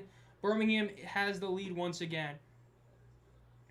I do think Fox has it, which it's really funny that it's a 45-minute trial. Most things give you like a month or a week, but 45 minutes, I think you are right, which is hilarious. That is so bad that they do that, but I think you're right. But yeah. Hey, he made the kick, though. You know, it took him through... Hey, third time's a charm, right? He made it the third time, so you'd love to see that. Let's see. A 5-minute trial? Oh, my God. Yeah, Phox is a... Yeah. Definitely not what it should... Finally made a kick. Okay, Anthony Miller also throwing some shade. Yeah, that's pretty wild. Yeah, Phox's free trial is hilarious. I remember, I think it was literally, 2 years ago when I did, the first or second stream. I was also using Phox's thing for this right here. And so, for 45 minutes, it, vaguely had it on there, and then it just went away, and I'm just really? 45 minutes is diabolical. But, yeah. Max Struess. Okay, so still no luck there. Again, really unlucky night. Again, it is what it is with the opening night, having to go against everything that it is. But, yeah. Birmingham 1 of 3 on overall kick attempts. Yeah. That's still hilarious, missing the first extra point. That you can't make that up, but yeah. Gets to put his Chinese lessons on hold for now. Hey, 1 of 3. I don't know if you can say on hold for now. He got to make at least 2 more, I think, before he can put them on hold. Because that's definitely not what you want to see. Nothing else there so far. Okay. What do you think of the Aviators? Honestly, it seems like they're a team that are contentious to a lot of people. I think their team's going to be really good. Do I, yes. Is there the really, really, really questionable issue of their defense? 100%. When you have a guy like Captain Munnerlyn who has no experience coordinating that defense while also having an offensive-minded head coach, very big concern. But you have a Todd Haley coordinated offense with Toa Tower and Jalen McClendon and a very solid receiving room. I think that team is going to be, at the very worst, a very, very fun offensive team. I think I've said week 3 is when I assume it's going to be, going well. Once it hits week 3, I think that offense is going to be kind of clicking on all cylinders, and that's when I think that team is going to actually be, at its best. We'll see what at their best is, but I think that team is going to be really good. Again, Toa Tower was incredible in the games he played last year, and then Jalen McClendon is somebody that has never really had a true shot of being a team's de facto starter. He became the starter and then outplayed Perez with the Vipers a few years ago. He became the starter for Houston and outplayed the 2 guys in front of him, but he's never headed into a season as the starter in this league. So very interesting to see what he will do. I think he'll be solid.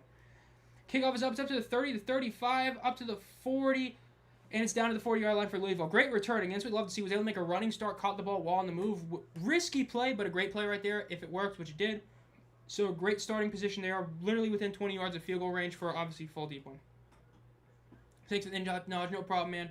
Again, had they been able to retain some other Panthers players like Frank Gidna, Breland Speaks, Bryce Perkins, and Ciossi Mariner, if they didn't retire, we don't know officially retired, or whatever the issue is with the veterans, and go to the CFL, would be even better. But I think that their roster is solid. I picked them to be a playoff team this year. We'll see if it ends up working out, but I picked them to be a playoff team this year, but we'll see. I think I had him 4th or 5th in my power rankings. I cannot remember off the top of my head because, like I said, that 4 to 7 range was really close for me. 1st and 10 for the Louisville Kings. They're under center, running back behind Bean, motioning receiver from the far right to the close right. Ball is snapped. Fake the handoff, rolls out to his left. Looks over the middle of the field, rolling to his right. He's got 2 men in front of him. He throws it deep to the right, and it is incomplete. A bit of an overthrow. Definitely a riskier throw right there, but yeah. Definitely a weak kickoff. When you're able to let your returner easily run and catch the ball like that and get the head start was really bad because that just gave him an instant 5-10 yards like that and got him up to the 40. 100% agree with that call. It's definitely a weaker kickoff. Definitely could have been something. Again, Jason Bean, former 1st overall pick in the UFL draft a couple years ago, which, hey, it's like, we said all the way back when the USFL was doing it, right? Some of these guys aren't going to come to the league for 2 to 3 years. It's about getting their rights for that team when they do eventually come to the league, and in a way it ended up working out for the Kings. So, Shobos did something good for him so far. Ball is snapped, looks to the middle of the field, looks to the right, throws it to the right. It is going to be incomplete. That one is, tight end should have, that was a really solid throw. Tight end just wasn't ready for it, wasn't expecting it right there, and just didn't ever turn around and didn't get it. They run into each other.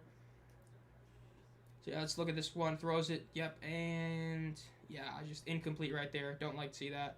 He could have gotten that. If he had anticipated that he was getting thrown the football right there, he definitely could have gotten that. That's not really on beat in my book. It's hard to be fully on... Okay, we're not cutting him immediately. I know you're joking, but yeah. 3rd and 10 for the Louisville Kings. Lining up 3 receivers to the right, 1 to the left, running back to his left in shotgun. Ball is snapped, looks to the left side of the field immediately. Throws to the left, and it is caught for a first down at the 42-yard line. Really solid play right there. I mean, the DB just didn't seem to expect that he was actually going to throw that or just do that sort of a basic route right there. I mean, that's a really awkward play when you look at that back. Oh, no, he just didn't pay attention to that. Yeah, okay. Yeah, he just did not see that play develop, and he was wide open, caught the ball, survived the hit, and there's another quick throw, deep shot, and it is incomplete. I guess they're saying he tripped, but incomplete deep shot is going to be 2nd and 10. 2 minutes and 2 seconds left in the first half. About to hit the first ever 2-minute warning of the 2026 UFL season. And while we are quickly here, go over here quickly. Click this real quick.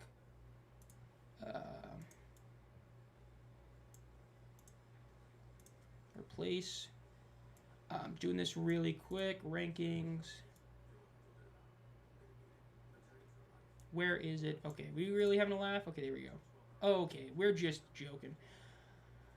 Okay, that's right, because it's that kind of file. Okay, so I gotta change that in a second. Let me make sure this is the right Battlehawks logo. At least I can do that one right now. I'm just trying to update those community member rankings those logos real quick, because like I said, a couple of them end up changing, so yeah, okay. Columbus Aviators logo. Click that real quick. Louisville 3rd on 5 and downs. That's not bad. It's not bad. You know, could be better, but not terrible by any means. I do not want this to be this kind of file. .png. So let's see. Did that work? And I clicked the wrong thing. Okay. Now getting that done. Click over here. Replace image. Nice. And the Gamblers. And we should be good then.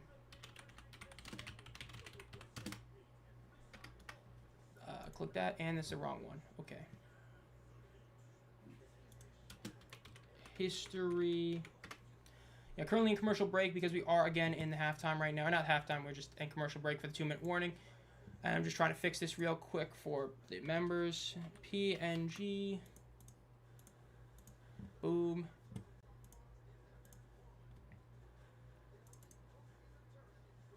There we go. So I should have fixed it right there. It should be... Oh, okay. We're having a laugh right there. Okay, so I guess not. I'll have to do that later. It is what it is. I'll fix that later then. Annoying. Yeah, YouTube is very annoying with its community badges. You have to do like... Or not badges, actual members. Emojis have to be like very specific, even though there's no reason to. But it is what it is. So I'll fix that later for you guys. A bit later, members. Let's put these back on over here. There we go. Man, it's so nice having a second monitor for all this. 2nd and 10, Louisville Kings in the under center position. 2 receivers to the right. Ball is snapped. They fake the handoff. Looks to the middle of the field. Throws it deep. That's an end zone shot right there. And it is going to be incomplete. It looks like it was almost a catch for somebody, but in the end, it is incomplete right there.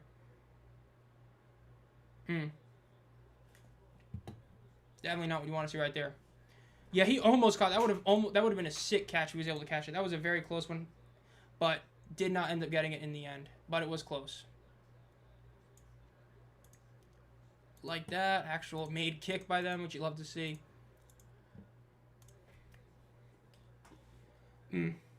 Just put it up for your man. 3rd and 10 for the Louisville Kings. Ball is snapped.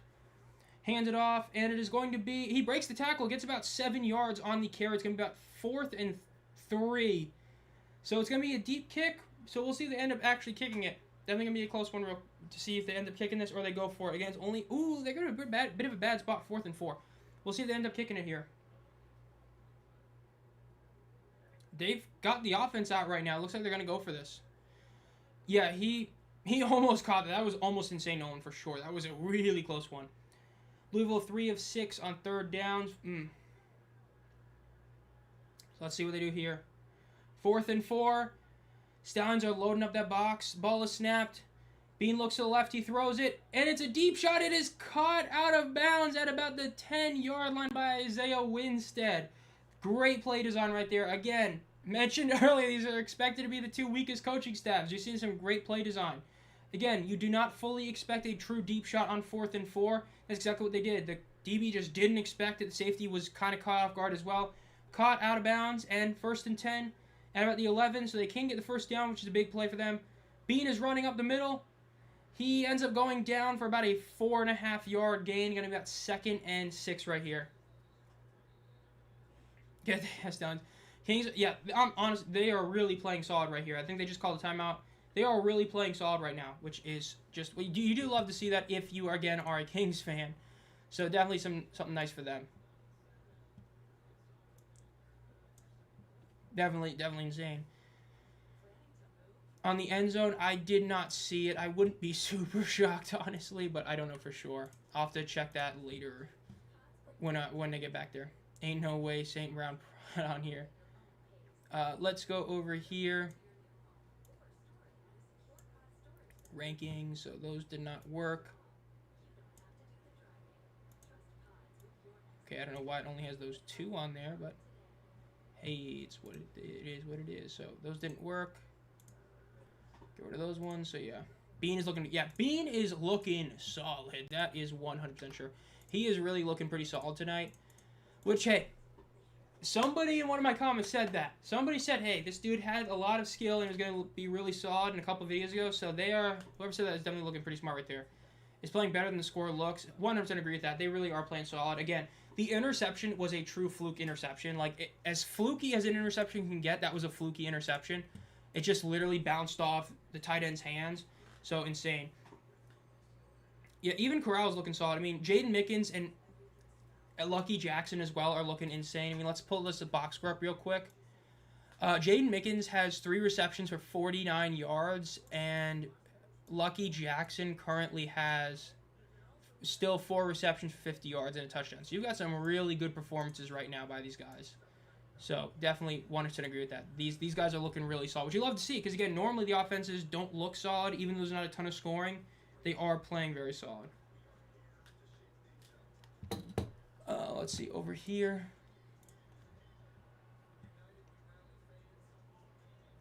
United okay. Good old Ted Ginn. Showing him on the ad.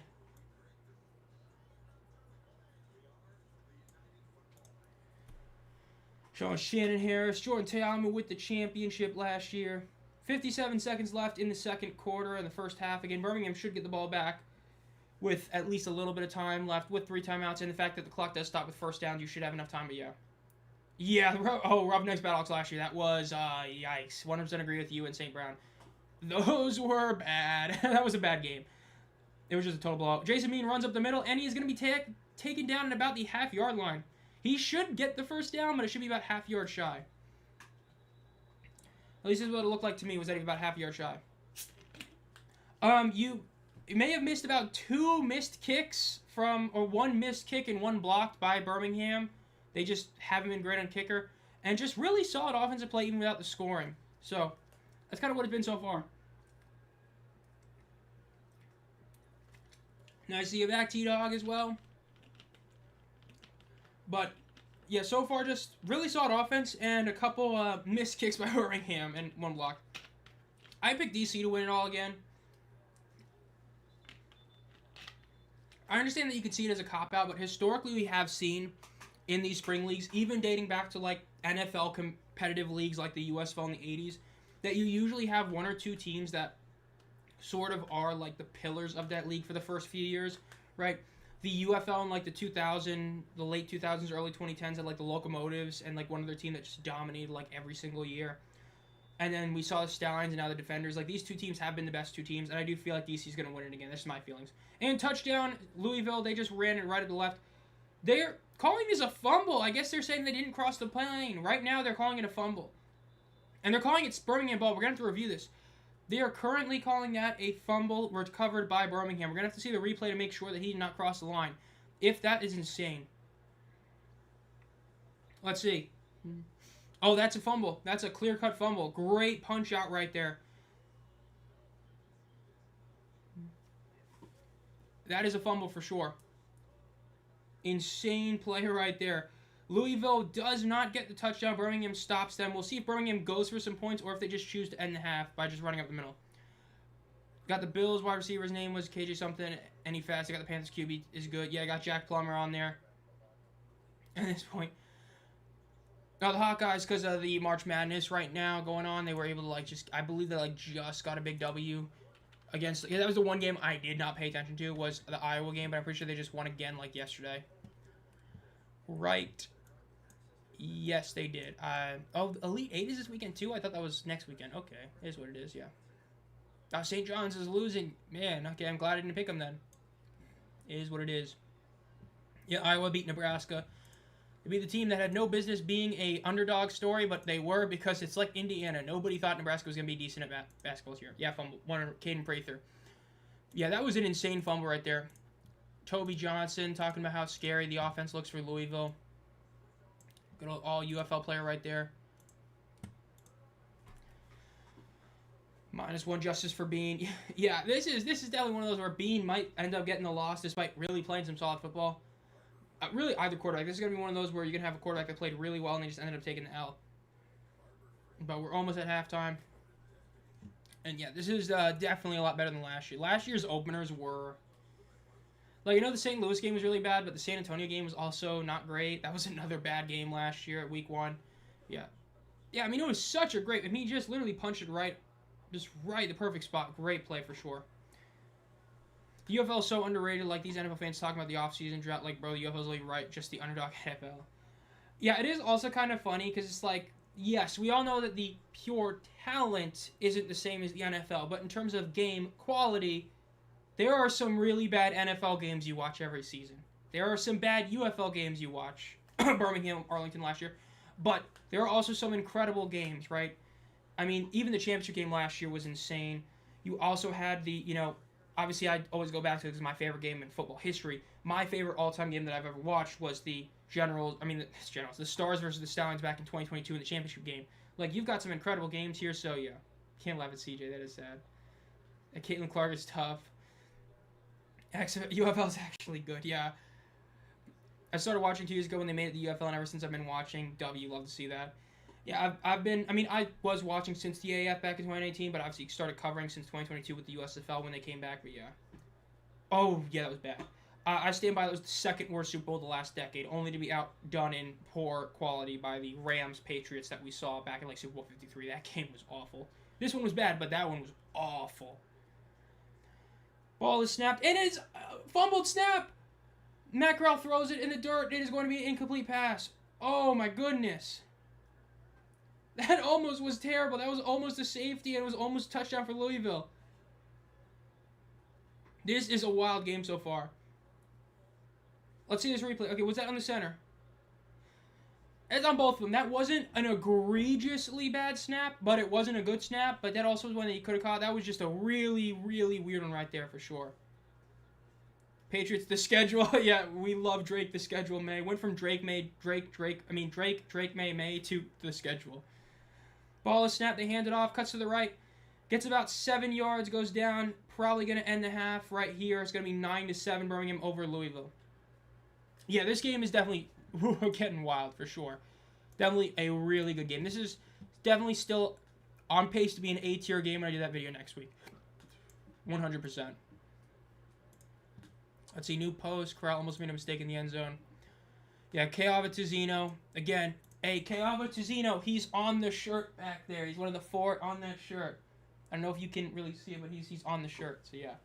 Again, watched him in 2020. I believe it was his family and Sagapalo's that I was right next to, and Josh Simmons. That was a really cool experience. Didn't get the photo with him, but I did get the signature on that, so take that. And we are heading into half. We're going to have obviously the halftime performance, so that's going to be cool to see. Let's post this here. This needs to be 800 by 800. Okay, very me quality, but it is what it is. Okay, it looks a bit better. Is what it is. Is that true about May? What, the schedule? I just know that, hey, I like the idea of calling him the schedule because in many ways he is the schedule to me.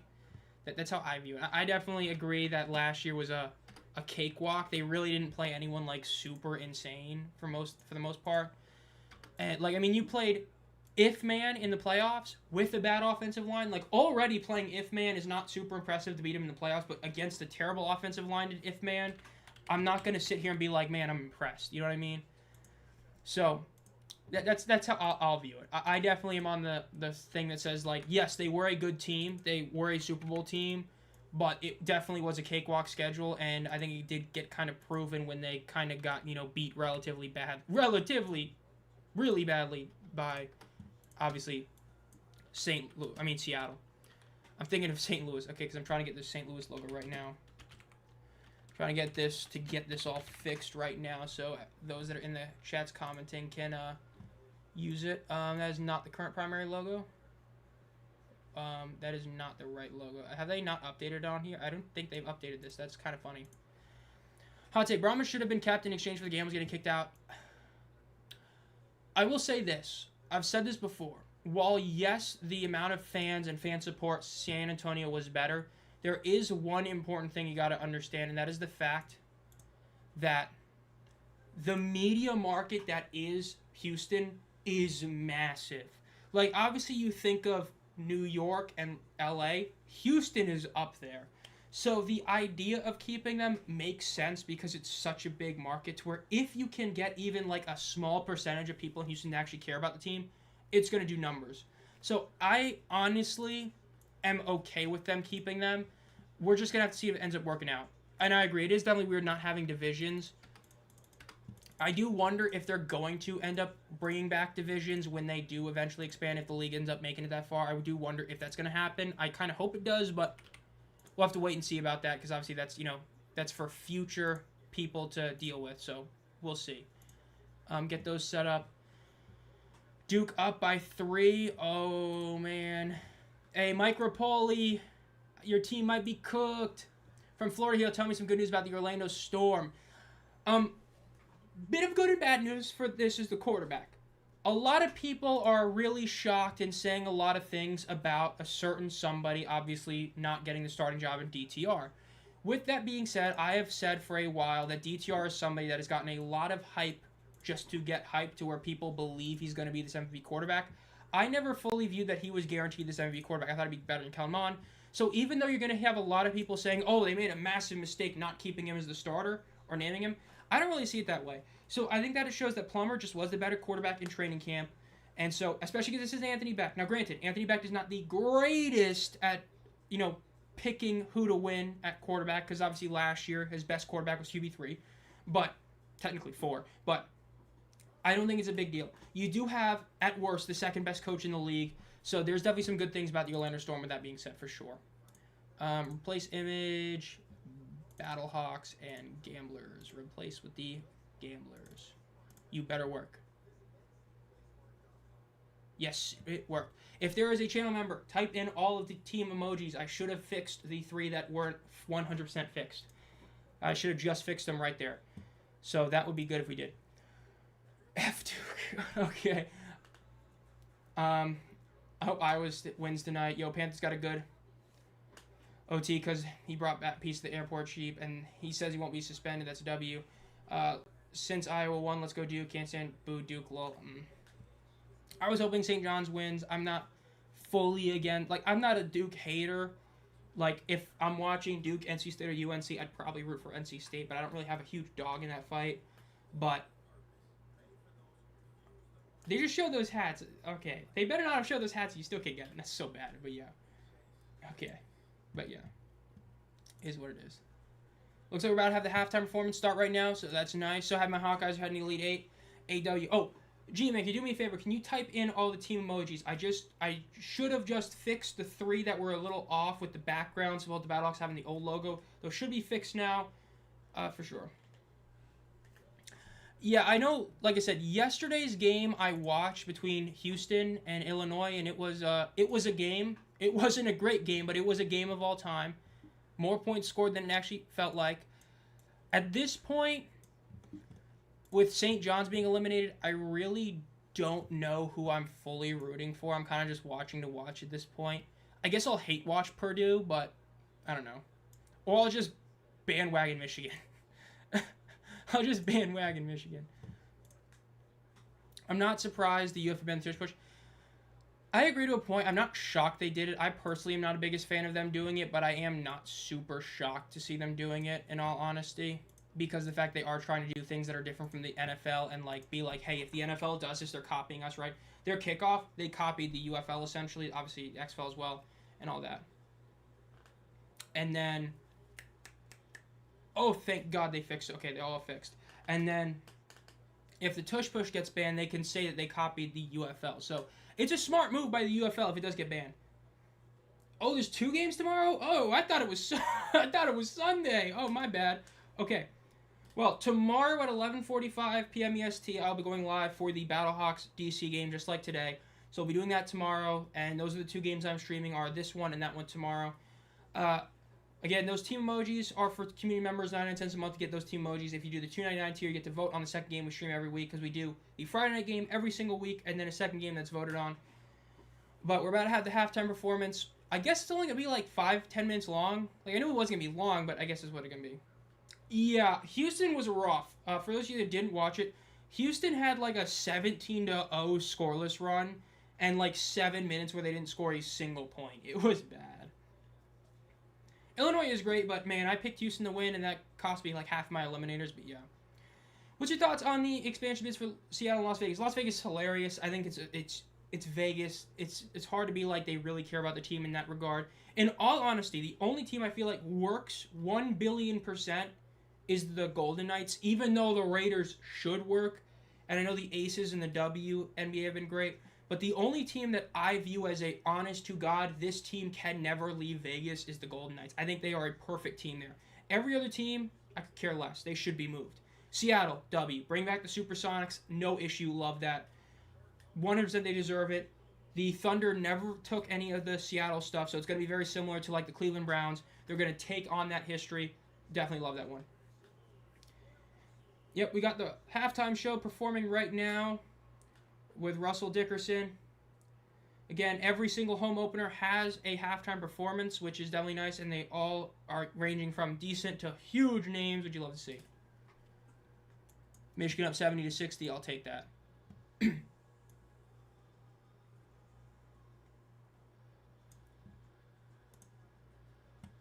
Chris Redman. Oh, I'm just not a big country fan. I can't sit here and be like, man, this is awesome. I'm just not a big country fan.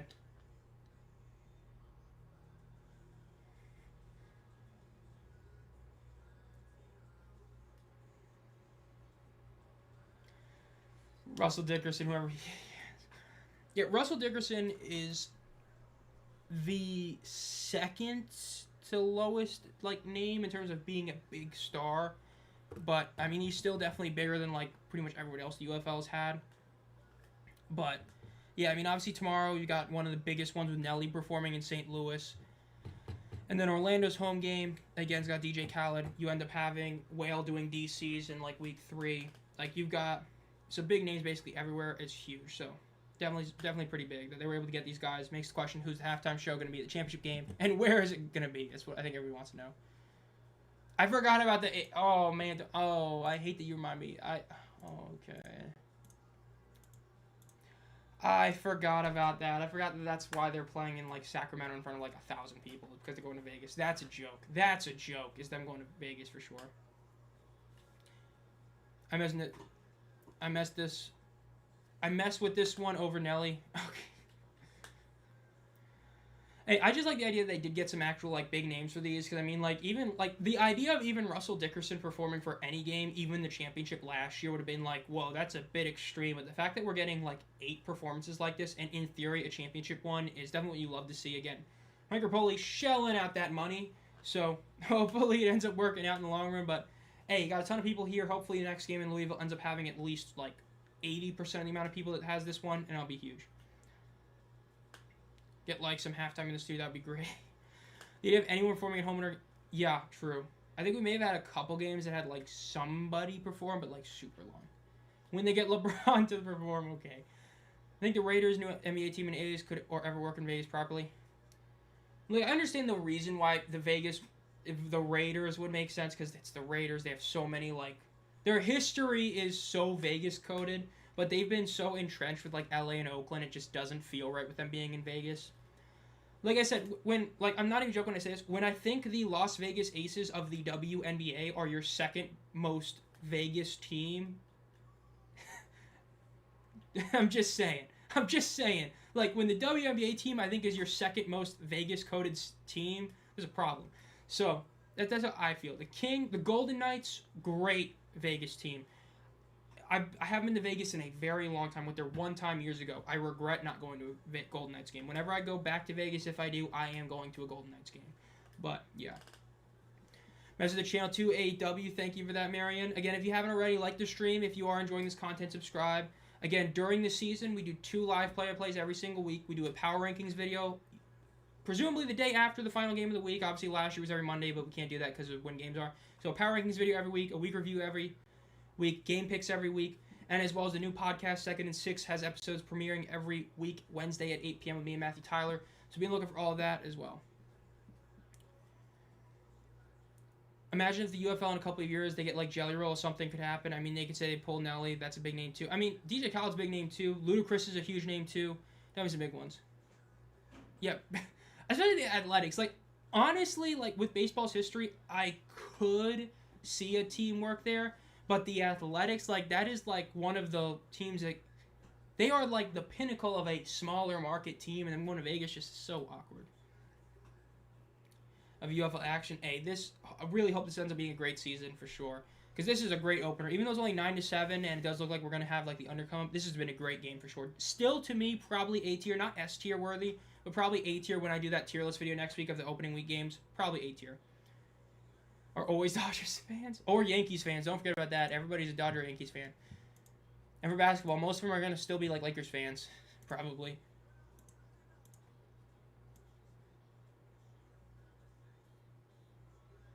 Okay, why am I seeing that being reposted? Why are people reposting that tweet about the score 6-7?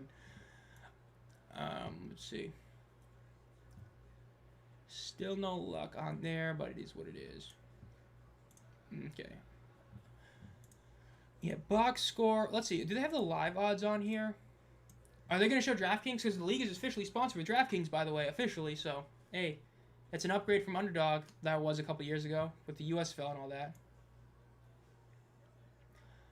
Okay, wow, live is still 5.5 Birmingham. That's actually pretty wild. Wow, but minus 464 is crazy. Birmingham percentage to win. Wow, they never had Louisville as the favorite percentage-wise. That's pretty funny. And the current over-under is 38.5. That's pretty close. Closing was like, yeah, 42.5. Okay.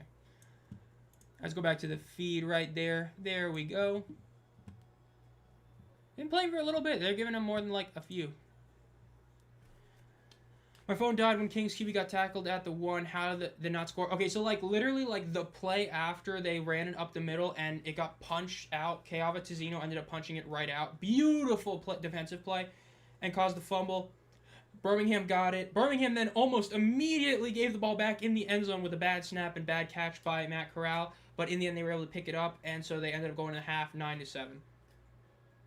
The 26, yeah, it really is like in many ways this is like the UFL 2.0 in many ways, right? It's like I've said, I do not personally view the 2020 XFL as the same as the 23 XFL. I view them all as 3 distinct leagues. I don't think that this is as big a jump in difference than that league was, but it's close because you do have a lot of difference. The main difference is just the overall like money being poured into the league by RuPaul and marketing.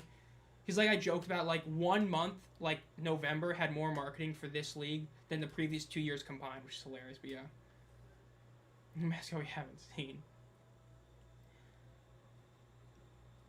Stallions almost pulled an Orlov. Yeah, that would have been hilarious if Corral ended up walking out of bounds. That would have been fucked. Pardon me. That would have been hilarious. Let's see. New boss is watching closely. Yeah, I'm sorry, Rapoli. Your team got bounced in the tournament. You got to spend a little bit more money for him.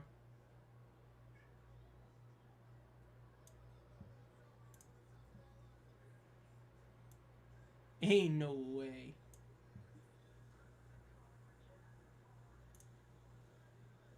Okay, that's hilarious that he got a press thing. Pretty neat halftime. Yeah, I mean, that's definitely what we love to see, having these for everybody for sure. Yeah, any NC team I definitely would be a fan, unless it was like Asheville, because like I just Mountains and NC is rough. It's so far from everywhere else. But if there was like a team in like Charlotte, Raleigh, somewhere else, I definitely probably would become a fan of it. Or even Virginia, if it's like in Southern Virginia, like near Norfolk is just like an example. I definitely would be. I definitely could see that.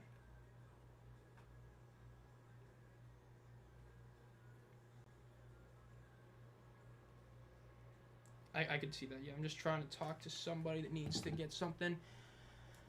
There's more. I just don't think Raleigh's going to end up getting one because the biggest issue is that you either have to play in.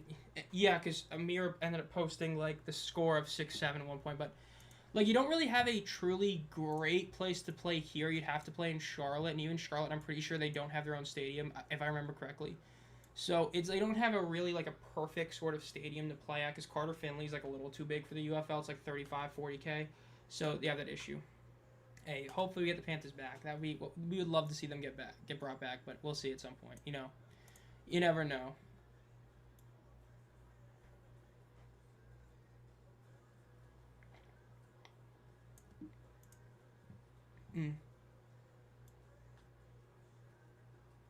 Year 2, blah blah blah. Lengthy halftime show. Yeah, I'm honestly kind of shocked they're letting him go this far. That's actually like, it makes it feel like a definitely a bigger spectacle because it's a week 1 game you're having that. But yeah, trying to see if there's any luck on the trending side. No, which isn't shocking when you have everything else going on.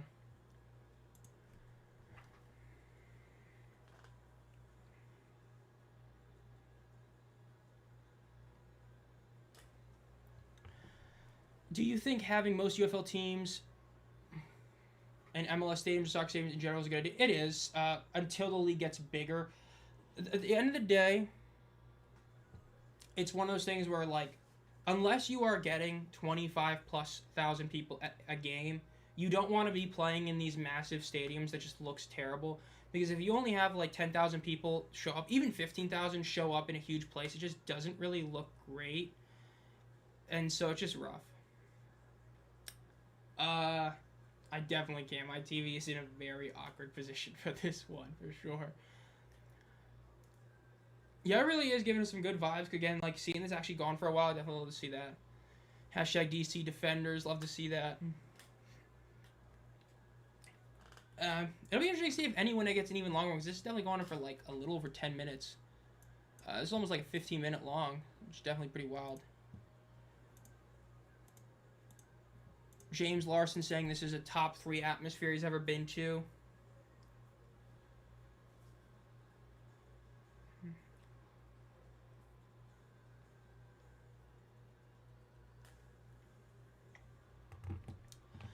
And so Larson's been to a ton of games, so you definitely love to see that. He's saying that it's a top 3 atmosphere. That's definitely a good thing to see.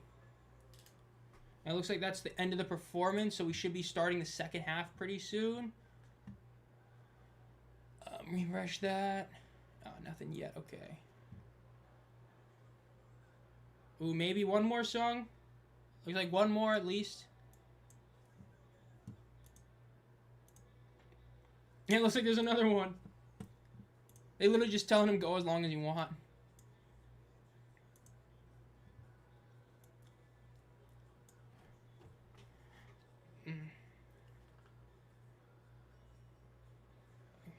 I thought.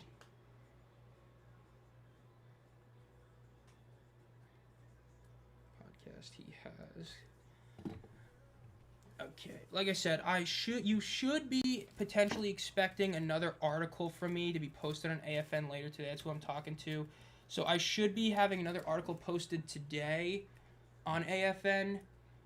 So be on the lookout for that. I'll post that on social media whenever that comes out. And if it gets posted here, I'll probably post it somewhere in here, just an FYI. Should have been Portland. I do believe that if the UFL does go back to Seattle, they should add one other team to. I know Rapoli's saying that he doesn't really care about like travel distance, but I think that if you're gonna bring a team back to Seattle, you should put another one somewhere else. So I do think that putting a team like in Portland or Denver would be a solid idea.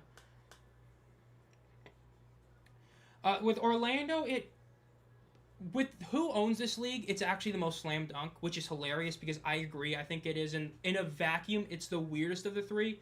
But when you consider who the owners are, it's actually the most logical because both Danny Garcia and Mike Rapoli are basically based there. So they're able to do a lot of like more, groundwork sort of research stuff and things like that.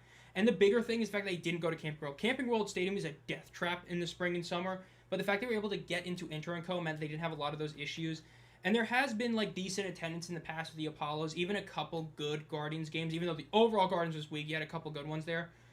But I definitely feel like, there's definitely some you should have done, like New Orleans. Again, they've been top 10 in TV markets for like years, but yeah.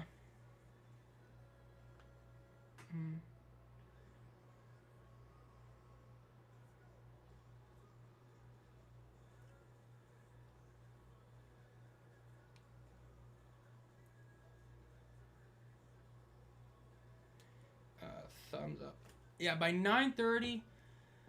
Hey, I know it's 9:30. It might come out later. Hey, he said that he'll get the article published before the game tomorrow. It's just a matter of is before the game tomorrow, like at 10 a.m. tomorrow, or like at 10 p.m. tonight.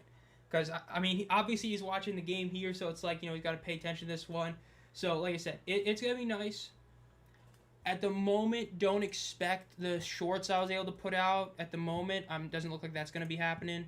But again, I'll still have the article with what I was, able to ask Shannon, or Coach Shannon. So it'll be cool. It'll be a nice little article to be posted tomorrow.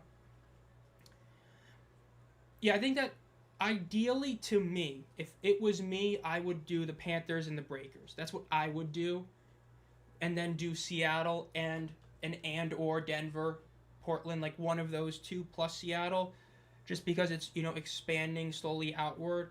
But if it was like Michigan and Seattle, I wouldn't have an issue. Michigan is like the first that should be brought back for obvious reason that they were just in the league and they were building. Like they had the best season in terms of growth the league had last year.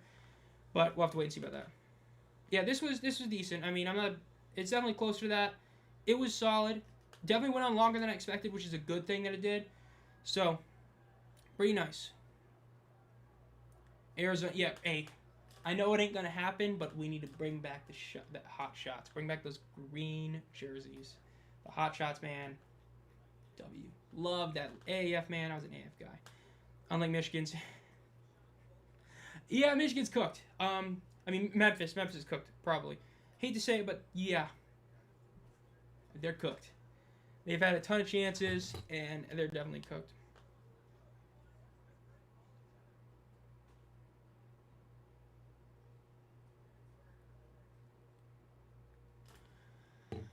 Stars. Okay. Yeah, the Blob was the best mascot this era of spring football has ever had. Blob was the best mascot for sure. It would be awesome if they were able to bring him back for sure.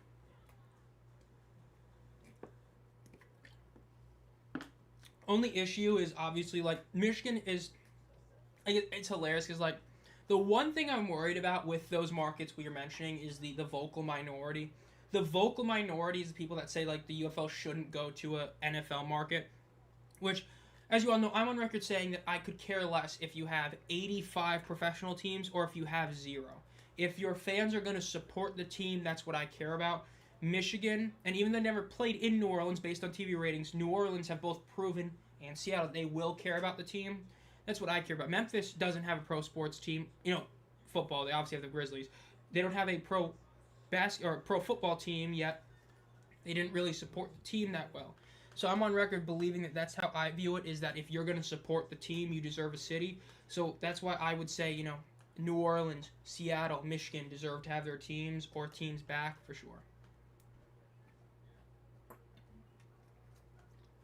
Only issue with Sacramento is it's in California. The one thing is with California and New York is obviously that if you play there, it costs so much money. Players lose out on money. Like if you're in a league and you don't play in those two markets, you're going to be more apt to sign there because you're not going to be hit with as many like taxes and things like that. So it's better for you to be in those, like, away from those areas. That's the one issue because, like, obviously San Diego is one of those places a lot of people view as, like, hey, that could be, like, the next St. Louis. But, yeah. That is a good point. Seattle just got a new hockey team. That was part of what hurt them in 2023, and them getting the Supersonics back definitely will hurt them. So I do agree that's part of why, like I said, I think that it'd be better if they do, like, in theory, New Orleans and Michigan first, and then Seattle, and then or Denver, Portland later to mate with that. Oh, that was nice. I hate that I never got to see the Panthers play live. I hate that. But hey, if the title game wasn't in St. Louis last year, I would have seen them live, but play St. Louis again. If they play again this year, I ain't going. If they're in DC, I'm there. So we'll see. We'll see about that. And the second half is about to kick off soon. Definitely a pretty shocking the break right there for how long it's been, honestly.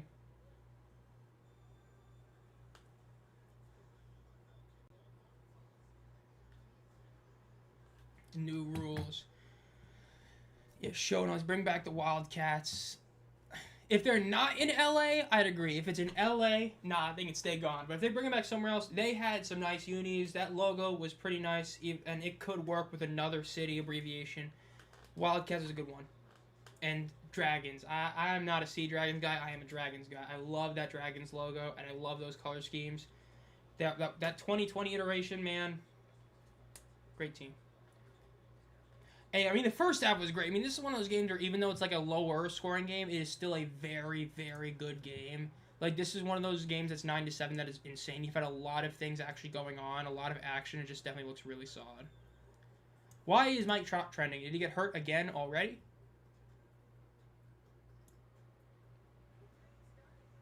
Okay. He homered in his first 2 games. Okay, like to see that because he's been having a rough couple of years with injuries and things like that. Tonight's starters. Oh man, dude, that Mavericks. Yikes. Yeah. What about the Vegas Vipers? Man, I don't know.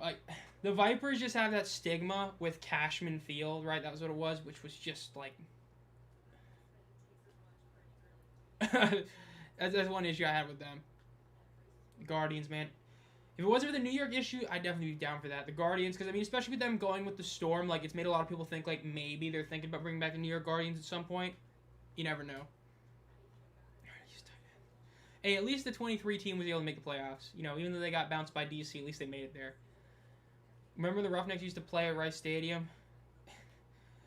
Yeah, it was, in hindsight, it really sucked because everybody was like, oh, if they move back to TDECU, every issue with attendance will be fixed. And then it wasn't fixed. It got worse. But hey, Coach CJ, man, we love him. He's a great guy, but Coach, he's a coach. He coached in the UFL and the USFL. That's what I'll say. I know I said it a bit earlier, but my pick is the DC Defenders. It's just the fact that they've got the continuity, the fact that they understand they have this advantage of the continuity. They have the target on their back. And the fact is that they are the second best spring football franchise in this era. Obviously, Birmingham's number 1, followed by DC. And we're talking about as like being a successful franchise, not talking about attendance and all that. They're the second best because they're the only other team to make 2 championship games. And the fact that they have won one obviously puts them in the company of only Arlington. Well, now Dallas, but the Renegades only made the playoffs once. DC has made the playoffs twice. They made the championship twice. They're the second best franchise. They have a chance to, get to that argument for best. They're definitely going for it. I think it was the right call, but it was too late. The damage was already done. Like I said, the decision what they did, the Roughnecks Gamblers, was so stupid. Like, I understand why they did it, but they shouldn't have. If you're going to keep the Gamblers roster for whatever reason, you keep them as the Gamblers. Instead, you just pissed off both fan bases. Because now the Roughnecks fans are pissed that they don't have their roster, and the Gamblers fans are pissed that they're not called the Gamblers. So he made everybody mad in Houston. And I think it is the right call, especially because he brought back Kevin Sumlin, who did coach the Gamblers in 2022. So it is the right call to me. It just was one that shouldn't have had to be made, but it was the right call today. So I like the decision, but it should have been, they never should have gone back to the Roughnecks if you weren't keeping the Roughnecks. You know what I mean? You just made everybody mad. Okay, the ball fell off of the tee right there. Just a bit windy and fell off right there. So again, the kickoff, Birmingham is getting the ball. We'll see if they're able to score anything right here. Let's watch that ball. And the wind blows and it tumbles. Ball's down. And now they got the holder right there for... Remember, the UFL does have a 3-point conversion. Just saying that for those of you that are new to the UFL, they have a 3-point conversion. So 9 points is a 1-score game. Kickoff is up. It is returned to the 15, up to the 20, cuts to the middle. Gets to the 25, and he's tackled down at about the 28-yard line, 27-yard line. Let's see what Birmingham can do this time. That's in the league, having to keep the Roughnecks brand, but having the Gambler staff and players just confused both. Yeah, it was one of those that was definitely a really weird decision. Like, I know the USFL PA played a huge part in that team staying in terms of the roster, but you could have just kept them as the same team. It was definitely a really weird call.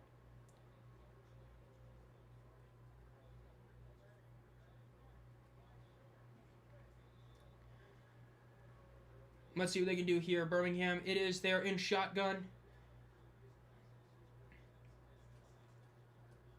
Roughneck, running back to his left, three receivers to his right, ball snap. They hand it off to Snoop, and he gets he breaks the tackle, gets the first down, keeps going the 40, and he is down at about the 43-yard line. Great rush right there for sure. Rapol seems to be an old school USFL guy. Hey, maybe that means we get the generals and stars back at some point. Oh, yeah, the marketing this year is insanely better than the last 2 years. It is the most marketing we have seen in general since the XFL back in 2020, which you love to see. Yeah, the halftime was a long halftime. It was like a solid, 20-ish minute halftime. They let Dickerson perform, which I do like that. You know, you got him for a reason, so definitely like that. 1st and 10, in shotgun ball. Snap looks to the middle of the field, looks to the right. Throws it to the right. It is going to be incomplete. He just was not able to control that one, and it is incomplete. 2nd and 10 for the team.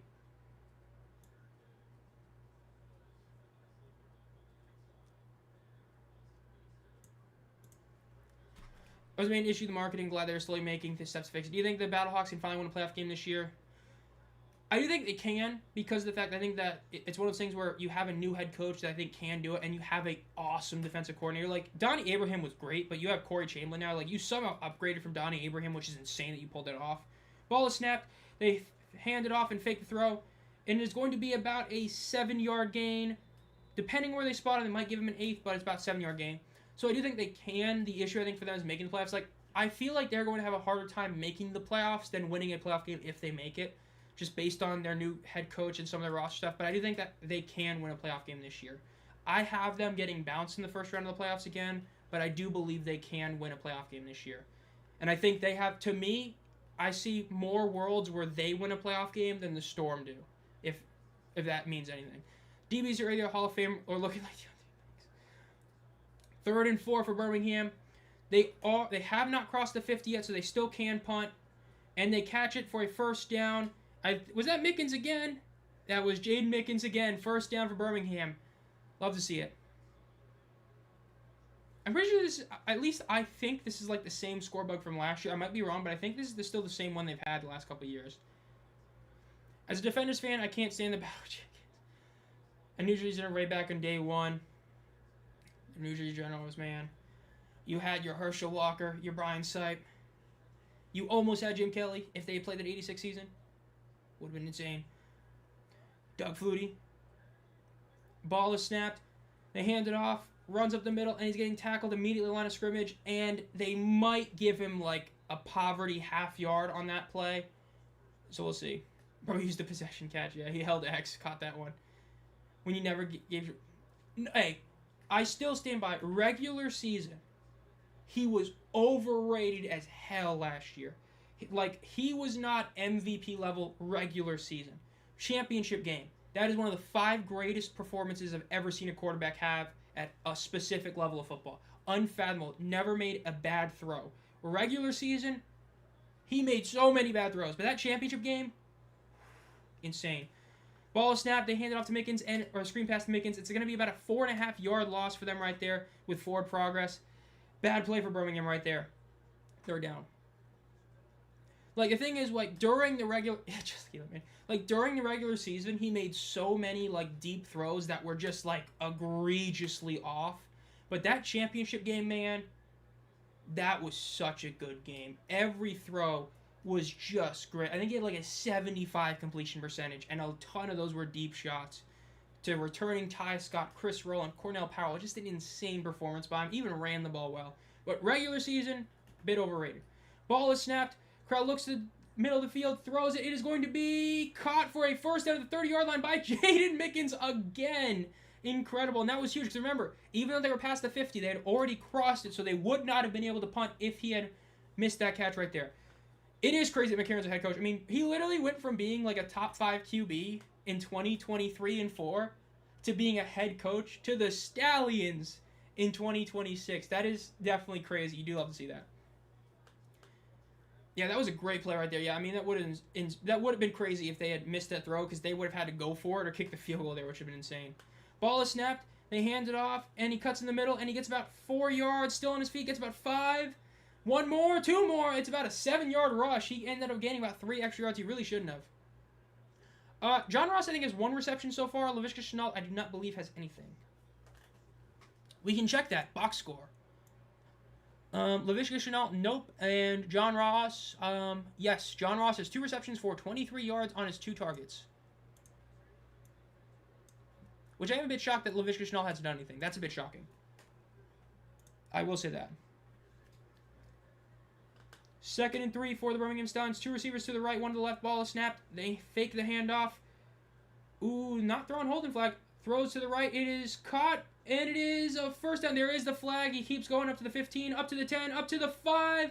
Down at about the 5. But that is probably going to be offensive holding right there. I think that's going to be offensive holding. Maybe we see a super challenge. Haven't seen that yet. You know, for all the people that are new to the league, see how the super challenge works. Allows you to challenge a holding call. So let's see. If not, it's first down and first and goal at the 5-yard line. Holding on the offense. There's only like a second flag all day. Hey, I don't know if you were around in 24, Adrian, but that's the 2nd year in a row that happened, in a way.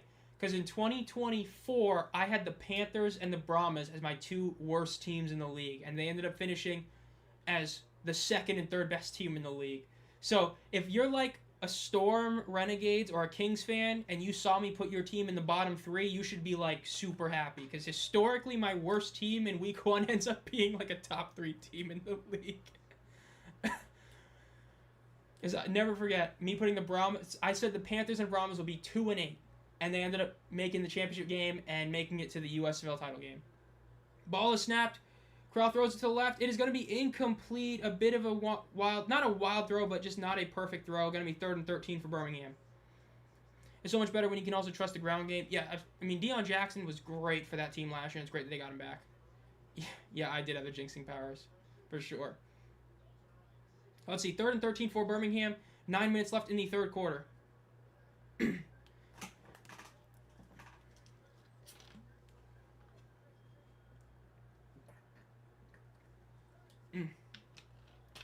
5 for 8 on 3rd down so far. Can they get this one? They already got 1 long 3rd down conversion. Can they get a 2nd one?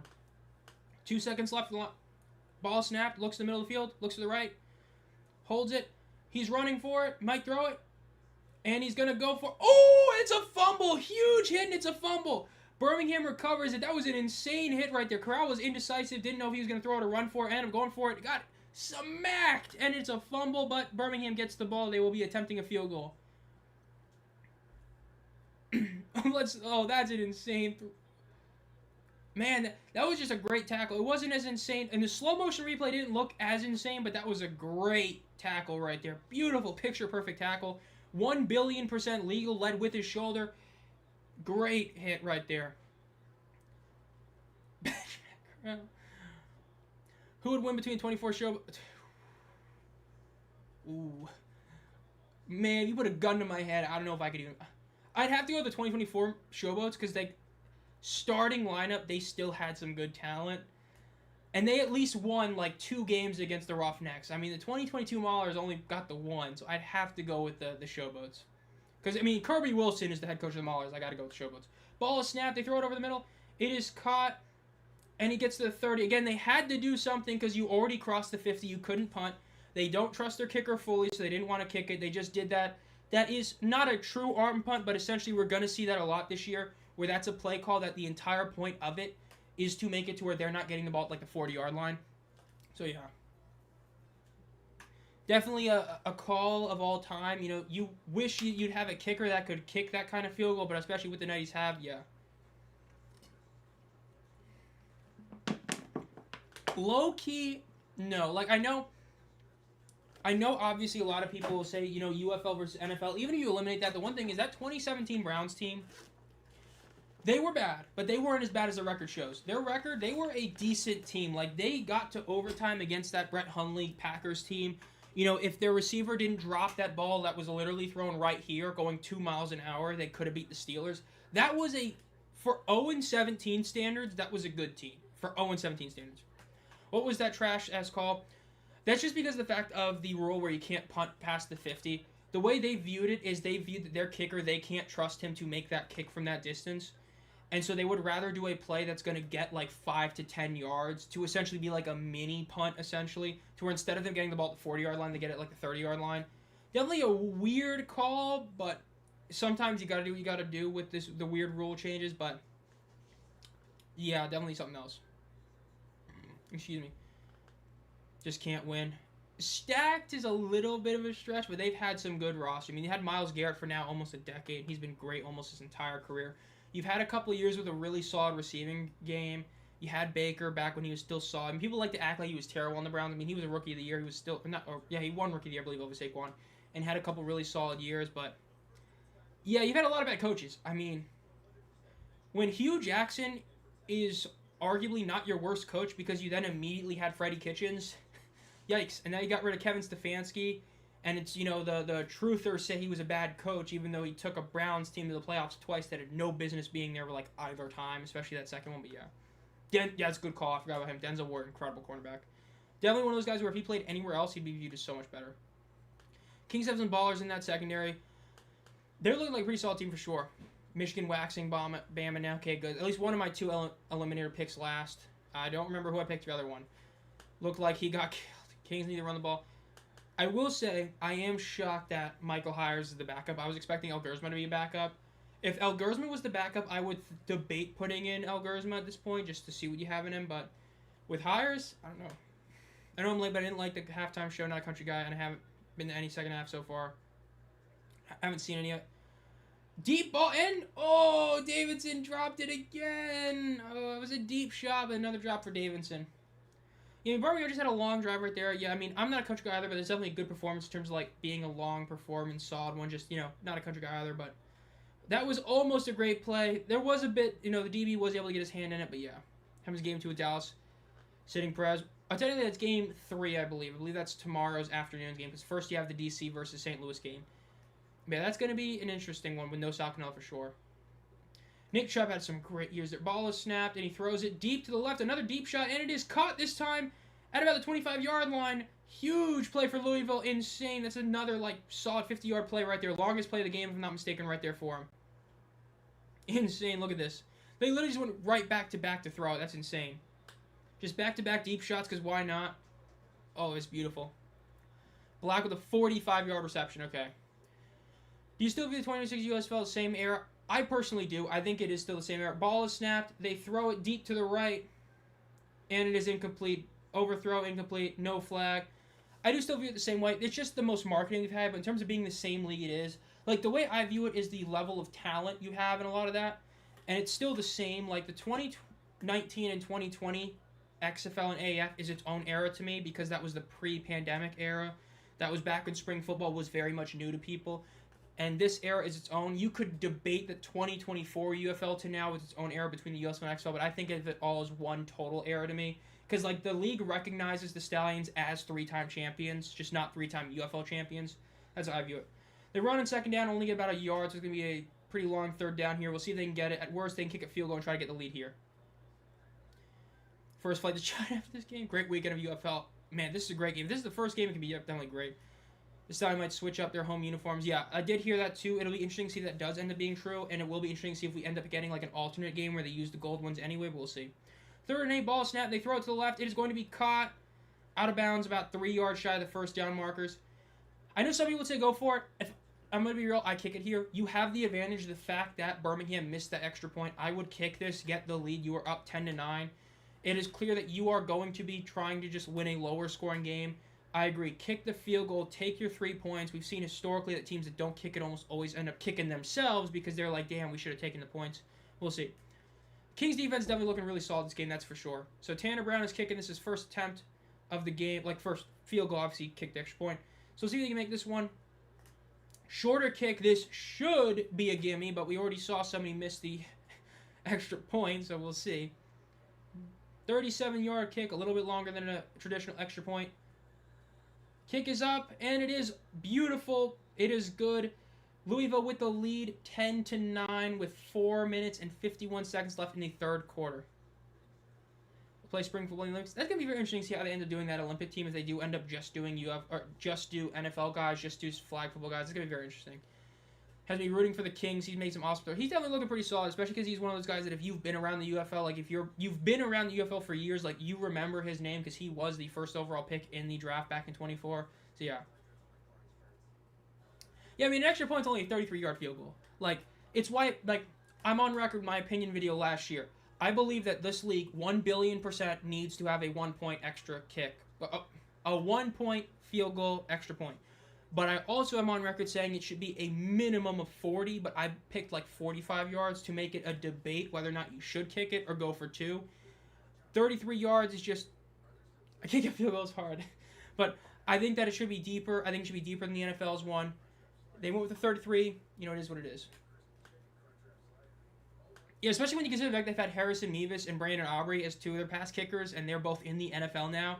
And again, only played half a year, but Mevis, in what he did do, and obviously Aubrey, are arguably top 5 kickers in the league last year. Definitely top 10. Yeah, you're definitely looking at this with a bit of a what the hell is going on kind of thing, for sure. Let's refresh this real quick. Stats don't do just... Yeah, I mean, he just seemingly, like, gained a bunch of incompletions, like, out of nowhere. But he is definitely looking like a very solid quarterback this game. That is 100% true. I definitely agree with that. 1,000,000,000%. Click that as the wrong button. There we go. I mean, Jason Means definitely playing really solid, that's for sure. New post, blah, blah, blah. Okay, I'm going to pretend I didn't see what I just saw on Twitter. That is definitely something that makes me not happy. Biggest hit of the season by 4. Already seeing that. Yes, you do love to see that. A big hit already. Stav's probably going to go for 2 if they score. Honestly, probably. Obviously, you already missed the extra point, so you might need to.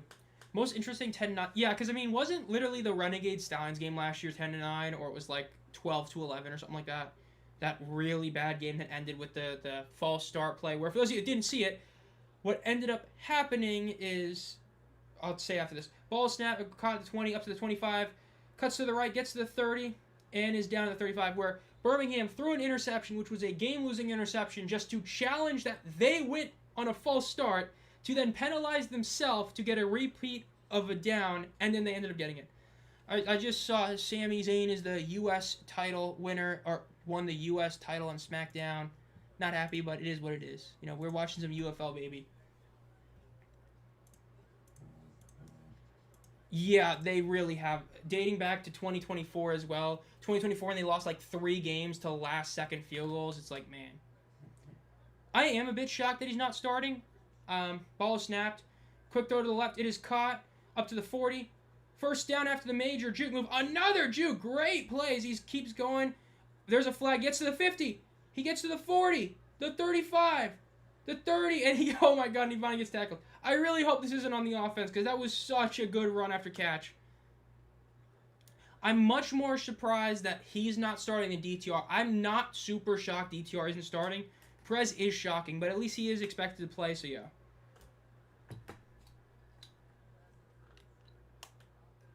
Offensive pass interference, you hate to see that. That sucks to see, because that was a great yak right there by him.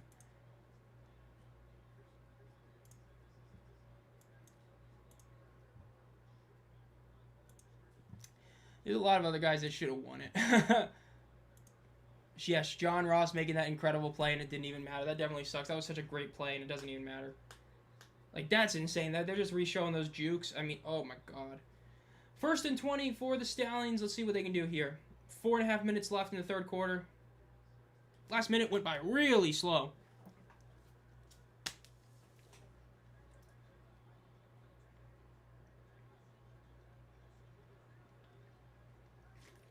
Remember to stay hydrated. 5 seconds left on the play clock. 2 receivers to the left, 1 to the right. Jordan Thomas, tight end, is lined up to the left as well. Ball is snapped, and they hand it off. Rush up the middle. And it's going to be about a 4-yard gain. With forward progress, probably about a 4-yard gain. Really hoping the Kings get the upset. It would be pretty nice to see an upset in day one. Like I said, I just had that feeling that they're gonna get this W because they just wanted, they understand the mode, because they understand what they need to do. The fact that they are this team that has a sellout home opener, you want to keep that. You don't want to, have this huge crowd and then you end up losing. But that's the reason I picked them. But we'll see if that ends up actually, meaning anything. 2nd and 17. Now, they only gave him 3 yards, but they basically gave him 4, essentially. Ball snapped. Kraus slips, rolls out to his right, throws it deep to the right. It is almost intercepted, and it is incomplete. It was a deep shot. Both the receiver and the DB were fighting for it. It was closer to being an interception than a catch, but it really wasn't super close either way. 3rd and 17 for the Birmingham Stallions. Got my Stallions opener tickets. Nice. Big W. I forgot who's playing at the Stallions opener. I know it's one of the bigger names that's playing there, but that's a big W right there. Again, just going to see the Stallions home opener. Love to hear that. One of the UFL are going to extend the season if they do expand. The max they could do is 3 weeks. I think it's the max they could expand. I don't think they would do it until they add the 2 extra teams. I'll say that in a second. In shotgun, 2 receivers on both sides of the ball. Jordan Thomas tight end is lined up to the left. Ball is snapped. Slips again, throws it over the middle, and it is caught for a first down by Jaden Mickens again. Are they calling it incomplete? They are calling it catch. So another reception by him. Insane. There is 2 minutes and 30 seconds left in the 3rd quarter. Jaden Mickens with another great catch. Like Mike Rapoli says he wants to add 2 teams in 2028 and then 2 teams in 2030. When they do the 2030 one, I could see them adding 3 weeks. I think that 3 weeks is the max. Keep the same start date. End 4th of July weekend. You add 1 extra week for the playoffs, 2 extra weeks for the regular season, 13-week season. That's, I think, the max you can really do that makes sense for all parties involved is 13 weeks. Yeah, because right now, my bad, 15 weeks, my bad. Ball is snapped, they hand it off, cut up the middle, and it's going to be about a half-yard gain. Because right now it's a 12-week season, so if you had 2 weeks in the regular season and 1 week in the playoffs, that's a 15-week season. That's the absolute max thing you could really do. Which, yeah, the league has to survive, but hopefully it does. Yeah, Mickens is having an incredible game. Very much the early favorite for Offensive Player of the Week, even ahead of him. Loki the Stallions, they're Winston Jamar Smith. They're not the same without him. I mean, hey. They had Adrian Martinez win MVP with Matt Corral, obviously being the backup back in 2024. And you had Alex Magoo in 2023. Still the best season I've ever watched a quarterback play in this level, but yeah. Ball is snapped. They hand it off, and it is going to be... Ooh, okay, it was a 1-yard loss. Looks like it's going to be more, but it's a 1-yard loss. Yeah, it definitely sucks the fact that you do have the World Cup here this year, especially because it is the biggest sporting event in the world. But the fact that it's happening this year in U.S. definitely hurts. But, some things you just kind of got to deal with. Like, obviously, the NBA and NHL has to deal with it as well. So, it sucks, but it is what it is, I picked Louisville to win this game purely because I felt that they were going to come out understanding that they need to win this game for their fans in a different sort of way than other teams. But I had this as a definite close, low-scoring game. Like, it's on pace to finish around the score I had, but we'll see if the team I picked wins or not. Birmingham throws. It is caught by Jaden Mickens again, who gets the first down. He ended up gaining 4 yards after the catch. Insane performance by him. Another reception by him.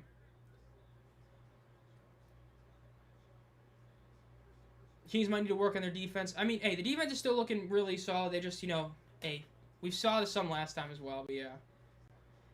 But they're definitely looking a lot better than I expected, and again, it is week 1, so it's definitely weird. Can move the ball from their own 1 to the opposite red zone. The problem is they've been stalling out. Yeah, they do stall out. It's definitely rough, but yeah, another Mickens catch is insane. One more play before the end of the the end of the quarter, my bad. So let's see what they do here. Ball is snapped. They hand it off. Rushes up to the right. Gets about 3 yards. Gets about 4 yards. Down at about 5 yards. Ooh, they're spotting about 4-yard gain, so maybe about 2nd and 6. Let's see the stat line for him right now. Jaden Mickens is up to 99 yards on 8 receptions on 8 targets. 28-yard long. Just an insane stat line so far. About to hit 100 yards already. Having a 100-yard receiver the first game because we don't have those every single week, so that's definitely really insane to see. Yeah, Corral is the starter. He won the starting job. Shockingly, Hires got the backup job. I was expecting El Guerzma to get the backup job, but they gave it to Hires at least for week 1. So, yeah. Really can't be stopped. Yeah, Mickens is just plain insane. Louisville atmosphere.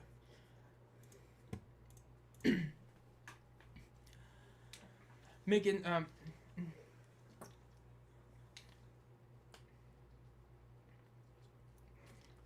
I hope they do, and I think they do. I think Columbus will do solid. That's definitely one of those teams. Definitely feels like it should be great. Skip Holtz was a lot of things that it depends on who exactly you ask. They'll have different responses. Some responses is that the fact that you have to now be like UFL head coaches was a seasonal job in the past. Now it is a full year-round job officially. So some people say that because they made it a full year-round thing, that's the reason why both him and Bob Stoops left the league, because they didn't want to be fully here around the year. Some say it's part of the whole thing with Lou Holtz. Obviously, he ended up passing away earlier this year, and that that was a big part of it. Some people say it was because they were doing the dispersal draft. Skip didn't want to watch his team get sort of broken up and all that. A lot of different reasons, but... And then Mike Nolan was another one, though it's assumed that if the Panthers do get brought back in 28, I think most people assume he's going to get that job again. So that's kind of what ended up happening with Skip. Just a lot of things like that ended up happening. Hey, don't forget Alex Magoo. Alex Magoo in 2023 won him that championship and had the insane season. Ended up winning MVP. Alex Magoo ran so Martinez could walk. I know it's supposed to be the other way around, but like Magoo's 23 season was insane. It's a shame he couldn't live up to that hype last year, but man, it was insane. Yeah, Skip is one of those guys that's, hey, like, I know people like to just say it, but they're saying it for legit reasons, that the championship really should arguably be called the Skip Holtz Trophy. The fact is that, when you looked at spring football, most people thought of the Battlehawks and Skip Holtz. So, yeah. Yeah, definitely a W stream right there. Huge. I think this is probably the highest I've had since the raid and the overtime game with the Panthers and all that. Deion Kane having 0 receptions. Yeah, especially because he's dropped a couple. Like, he's had a couple of drops as well. Is very shocking. Yeah, Scooby Wright was another one. But it's definitely very shocking to see that Deion Kane doesn't have anything and has drops for sure. I'm just shocked that you don't have a ton of confidence in Columbus, because Columbus has, who most of us would say is a top 3 quarterback in the league right now, with Jalen McClendon, considering what he was able to do last year in this. So, that's a really good one. Toa Taua didn't play the full year. He came in a bit later, and he ended up being, when he was the starter, arguably the best running back outside of Jacob Saylors. So, I understand that, coaching-wise, Ted Ginn and Captain Munderland might, have some concerns, but you have Todd Haley's your OC. I think Columbus is going to be a very solid team, and at least a fun one to watch. I can see a world where they're like the Defenders the past few years, where they are offense, and debatable defense, questionable, but to an even more extreme. But I think they're going to be, at the very least, a fun team. I'm not fully against that with the Renegades. I don't know if I'd say they're the worst, but I definitely have them as a weaker one. We'll have to see how this week goes, but at least I don't hate that take. I don't love it, but I don't hate it. Ball is snapped. And it's a handoff, and it's going to be about a 2-yard loss with forward progress instead of 4. Yeah, I wouldn't be shocked if they do end up naming it the Skip Holtz Trophy, especially as if you do have fans continuously saying that they should do it. I definitely could see that happening. We'll see for sure, but I think they definitely should. Considering the fact that he is still a 3-time champion and all that, I think he should. Showing some baseball bats, some custom little baseball bats. Put them on the shop at this point. Never put the hats on, just put everything else but hats at this point. 3rd and 7. 2 receivers on both sides of the ball. Looks like Jordan Thomas is lined up to the left. Ball is snap. Ooh, false start. Yep, that's probably a false start. They might give it offsides. It is a deep shot. Oh, no. Deion Kane just caught a deep shot, but I think that's a false start. They might be saying it's offsides. Might be a challenge. Are they calling it offsides? Yes, they are. So Deion Kane gets the reception. Oh, never mind. They're saying he was out of bounds. Okay, so even then, he still didn't get it. He caught it, but he's out of bounds with both feet. Damn, that's really unlucky for him. I want to be wrong, but the Aviators have a rookie coach. Questionable quarterback is a stretch. Jalen McClendon is like one of the only guys I wouldn't say is questionable. I would say that like every quarterback in the league, including Corral, is more questionable outside of Perez and Teamu, considering what he's done with both the Vipers and the Roughnecks last year. Ball is snapped. They hand it off. Another just broken or run protection. Lost about 4 yards even with forward progress. Definitely a rough one right there. Now, in theory, they're going to kick this ball, right? I understand it's a long field goal, but surely you kick the football here, right? You don't just have a kicker from training camp. I understand they were trying to get hot rod and then things happened. They couldn't get it, but yeah. They should kick it here, at least I'd hope. If you're not kicking it here, man, that kicker is getting cut himself. for sure, because this is you need to kick it here. They're going for it. It's only 4th and 5. It's not the most egregious thing in the world.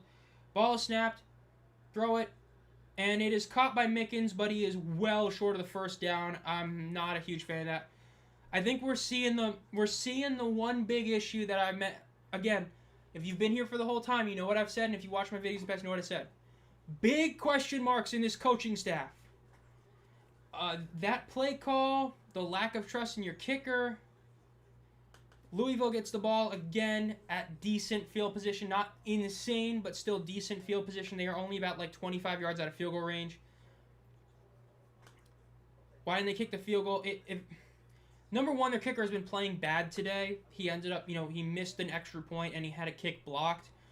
They might also think that he's just not a far-range kicker, but yeah. Thicker kicker is on the Los Angeles Rams. He ended up getting signed to them during the midseason last year when Joshua Carty, I think it's Josh Carty. I know it's Carty, but I think it's Josh Carty was playing like really bad.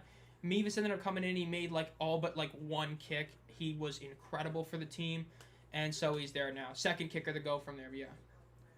You could have used either of them. You could have used Chris Blewett. I'm pretty sure he was on the roster in 24, so you could have used him as well. But yeah. Yeah, I mean, even with the people that have left after the performance, they still have a lot more people in there than like most games have had in the past, which you love to see. They may have already cut the kicker. Yeah, they're not kicking because they already cut him. They told him he's done.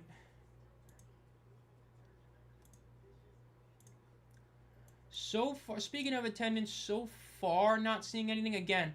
Big question mark is if we're even gonna get the attendance numbers, because like we would assume we will, but that was Mike Mitchell was the guy that always published them, and obviously the fact that he is no longer doing stuff for now, he's taking a break from overall football coverage to deal with like family and things.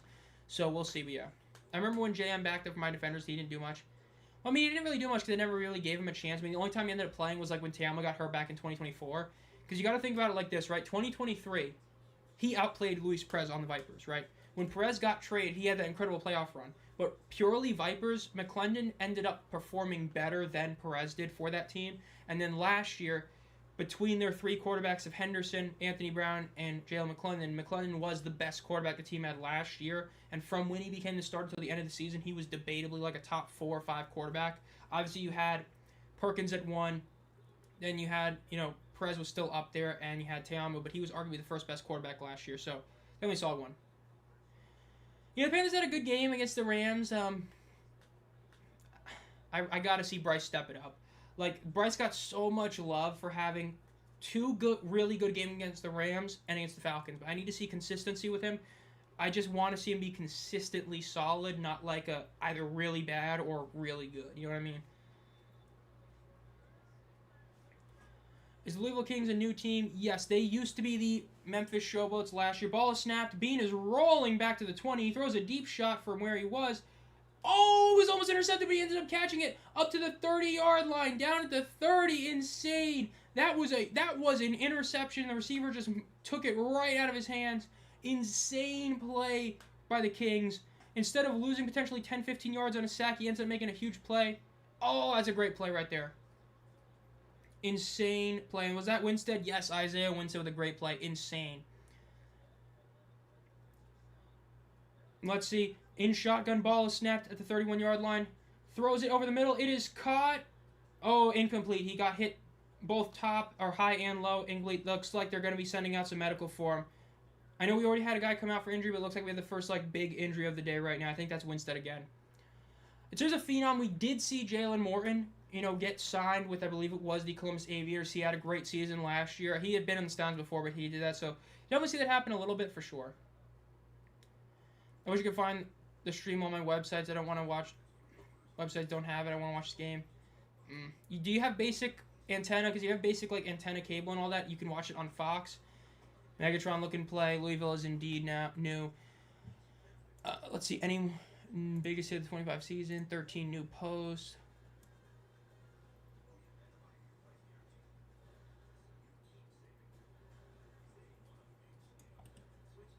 Okay, still no attendance. Let's see. Maybe we get trending, luckily. Maybe. No, it does not look like it. Okay, it is what it is. We didn't have a ton of it last year, so it's not the end of the world. It's just throwing it up. Yeah, he is just throwing it up. Hopefully he's okay. Yeah, that was a rough looking hit. Getting hit high and low like that, that's definitely a rough one. I'm on the edge of my seat. Louisville needs to add to the lead and put this to rest so my BP can go down. Where the hell? Ain't no way. Bro, how on Twitter are you? Okay. So. That is a great number for the UFL. Dude, that's almost more than every Showboats game last year combined. So they didn't... Okay. So in one way, I actually respect this. Because if this was 15K, I'm going to tell you, Rapoli bought 1,000 tickets like that. So this feels like a truly legitimate number because of the fact that it's not high. Most people assumed that if they really got close, Rapoli was going to pull some BS shenanigans of distributing tickets or buying them himself to make the record. Because this is only like 400, 600 shy of the all-time record for the stadium. So the fact that it isn't means that this is just the legitimate number. This is a great number. Love to see that.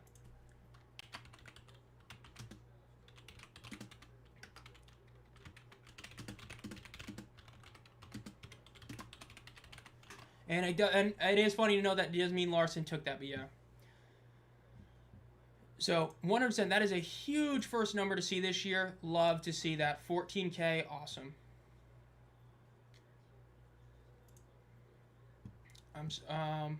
Let me see. Can I pull this up? 2025 UFL.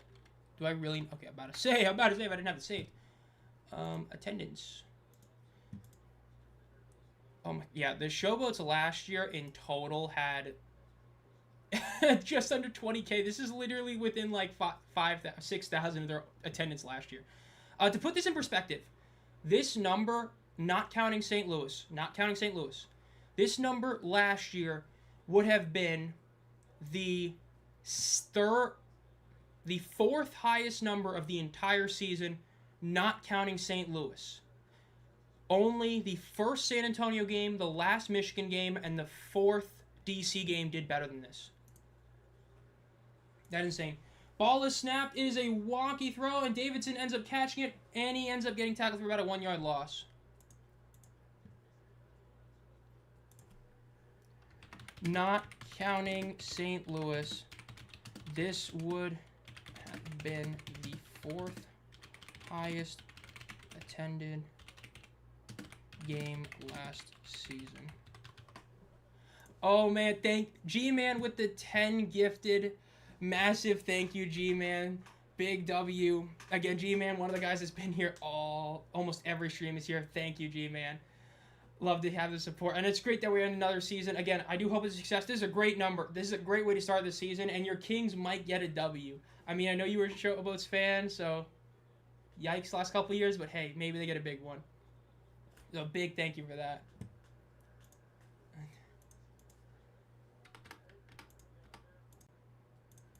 Oh, I'm spelling everything wrong. Who is Davidson? Davidson is their white tight end. Yeah, it's definitely great that he was able to get off the field without having to be in stretcher for sure. Cut Davidson immediately. Oh my god.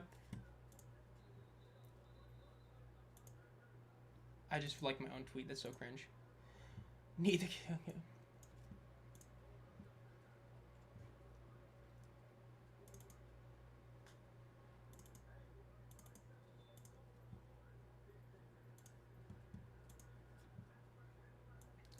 Jason being shown his stat line again. Really crazy. His stat line does not look as good as he ever is.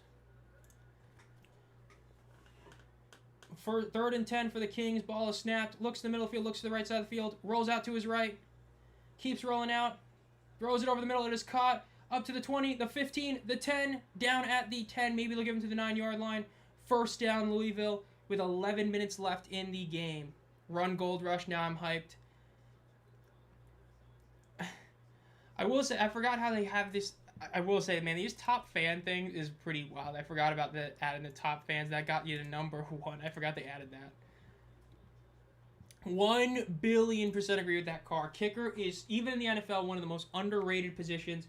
Everybody wants to blame the kicker when he misses the field goal. They never want to give him credit when he makes it. It is such an important position to have, and so far it's a big difference. If Stallions had a great kicker like Hot Rod, they're winning this game.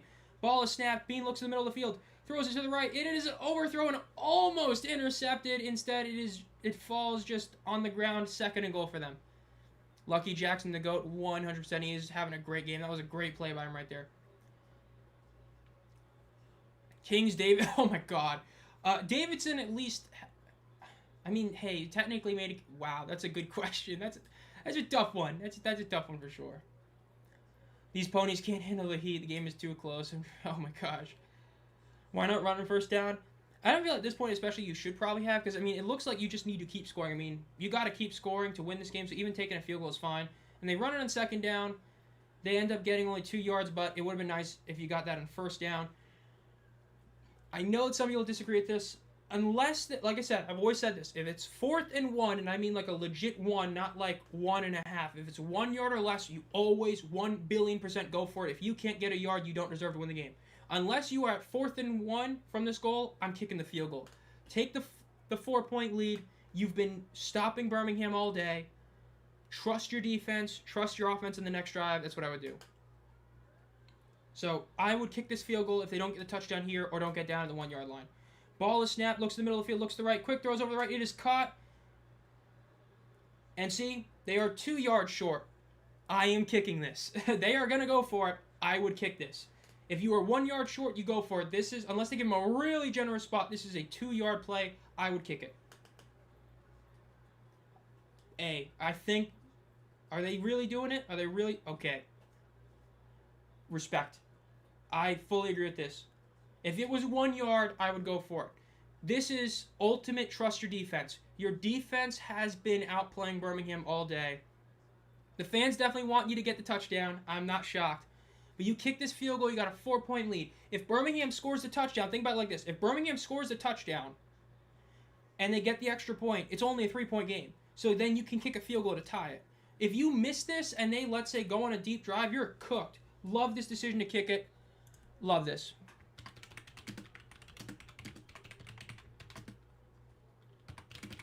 Get the 4...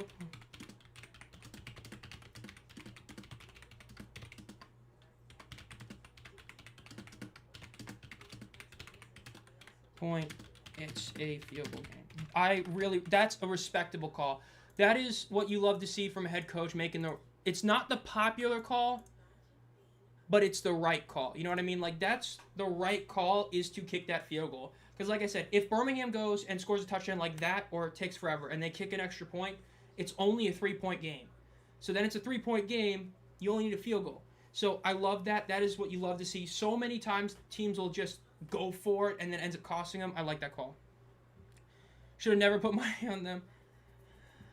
Yeah, I know that a big reason I didn't pick them to win it was because win this game is because of their coaching staff difference. Like, this game is definitely really, it's a great game, but yeah, I'm not super insane. I'm not super shocked at how it's going, but it's definitely a game right here. Because, I mean, let me pull up my prediction. I had this game I can tell you exactly what my prediction was in a second. Game 1. My exact prediction for this game was 20-14 Louisville over Birmingham. I mean, like, the 14 from Birmingham ain't happening. But, I mean, it's possible Louisville puts up exactly 20. I'm just saying, it's possible that I get that score perfect. We'll see, but it's possible, you know? I guess a 60-yard field goal. Oh, I forgot about that. Yeah, you got the 40. Yeah, I forgot about that. You got a 60-yard field goal for sure. Isaiah Winstead is out. Okay. Man, even Pat Ruffino is just clowning the Showboats. That's hilarious. My predictions tomorrow. Woo, I can't breathe a little. This is the kind of game that feels higher scoring. 100%. This game really feels like, because there's so many good offensive plays in this game, it definitely feels like that. My prediction for tomorrow, again, this is just my game predictions. You know, if you're going to bet responsibly, yada, yada, yada. I picked DC to win 27-19. I picked Houston to beat Dallas 18-11 and Orlando 23-17 over the Aviators. And that was one that hurt me to pick, but I just have that feeling. But we'll see. I mean, last year was a bit of a rockier season than the year prior in terms of my overall picks, but yeah. Hey, that was a great game, Carr, but I've always stood by Kick is returned at the 20, out to the 25, the 30. Gets hit, but he keeps going for about 34. But I will always stand by that. Championship game was my favorite all-time football game I've ever watched. NFL, college, indoor football, CFL. My favorite all-time game, Stallions versus Stars, 2022 UFL title game.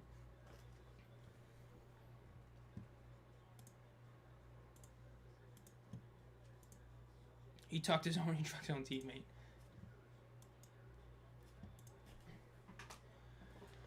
Last 2 possessions.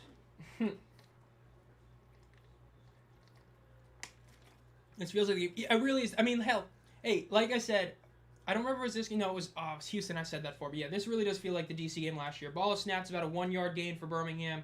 2nd and 9.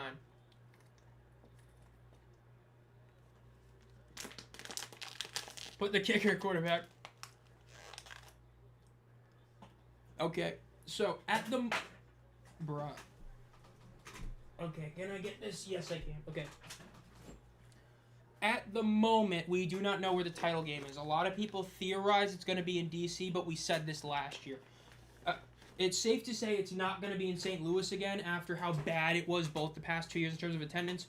Ball is snapped. They throw it over the middle. It is caught by Deon Cain finally, and he gets about 4 yards in the play. But because of that, we assume it's going to be in DC, but it might be Columbus. It might be Orlando. Some people are even holding out hope for Canton. We don't know yet. Hopefully we find out this weekend. It would really suck if we have to wait till like week 5 to find out again, but we don't know yet.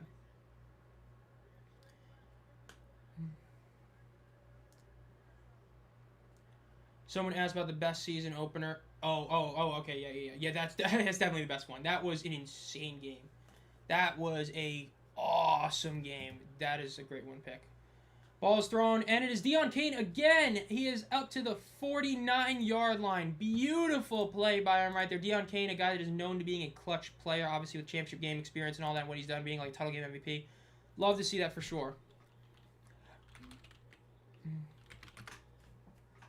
Let me put this out there. Opening week tier list. Hey, guys. Put out here. Okay, wow, I cannot see for the life of me how big this one is. Yeah, I had the Defenders Brahmas from 2 years ago as the other S tier opener. That was the only other game I believe I put in the S tier.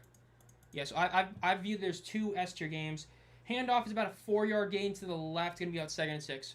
So I've so far only put 2 games in S tier. I would definitely say that the Defenders Sea Dragons is up there. That was another great game, for sure. That was another one that was definitely up there.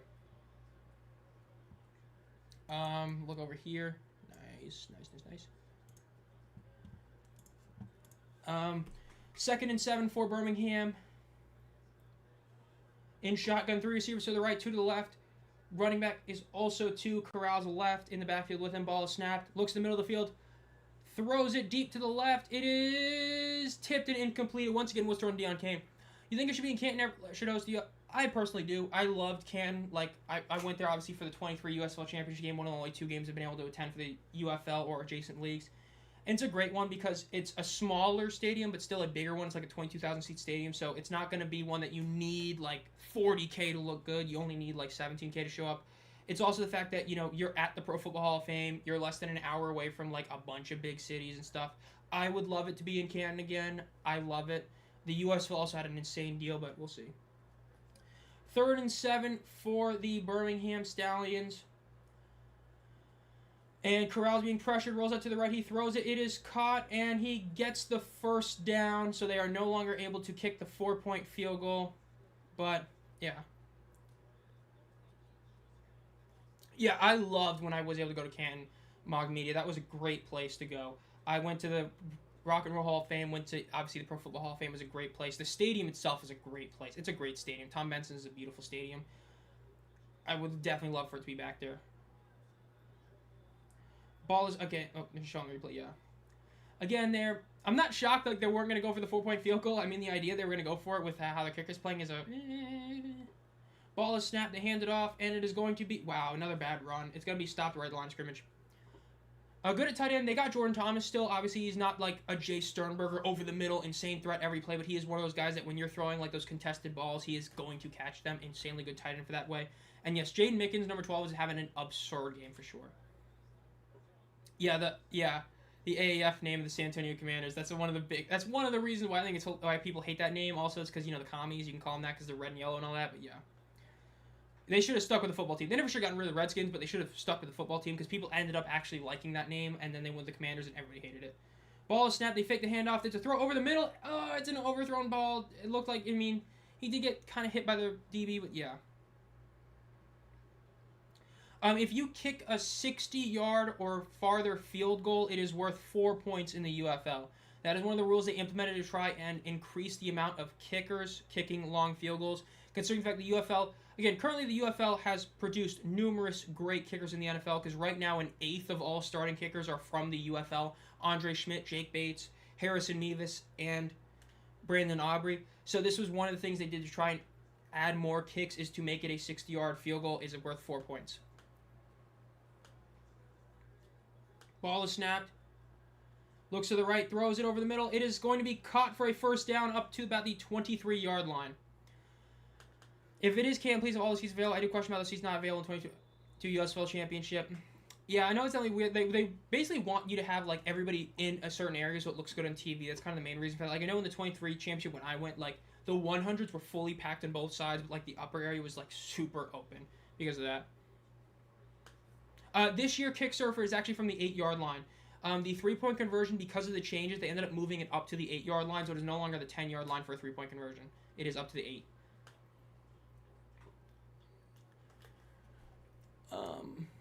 Another field goal. Oh, okay, let's see what these got on, blah, blah, blah. Oh, I didn't even realize that. Yeah, Keem Butler is out for the game tomorrow, apparently. And Justin Smith. Oof. It's bad for them. Ben Bresnahan is out for them. Cornell Powell is out. That's a big one right there.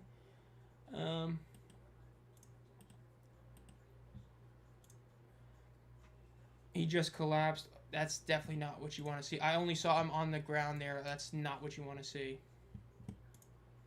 I hope there's nothing like insane. Peyton Pritchard. What is Peyton Pritchard doing in the Big 26 to be trending?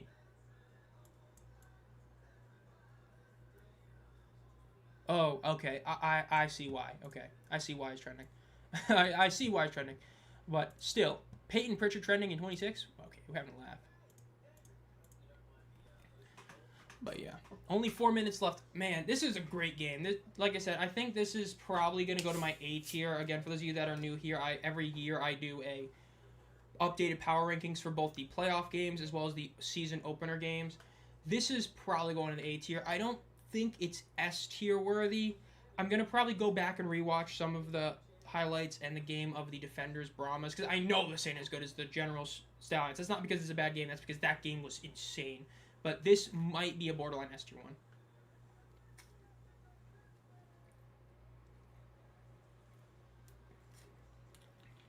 So what I did, Adrian, is I made like super like off-brand looking.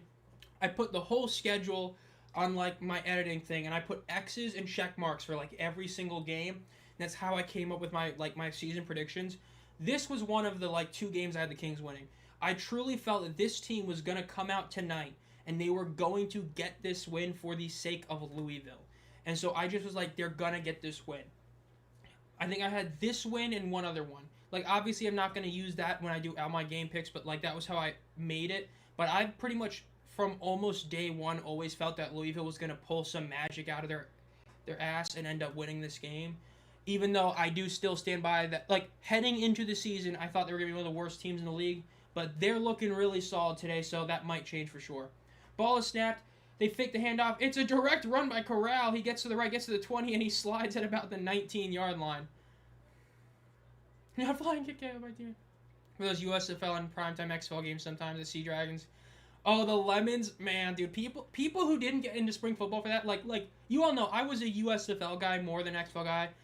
I watched that game. That was cinema. For those of you that don't know, like, there was some bad call stuff going on, dude. The fans in DC started, because they ended up they broke the beer snake, and so fans started literally pelting the field with lemons that came from their beer. It was insane. If you haven't seen it yet, just look up the lemon game from XFL. They hand it off. It's a run up the middle, and it's about a 6-yard gain for a first down. It should be a first down for the Birmingham Stallions with 2 minutes and 45 seconds left in the game.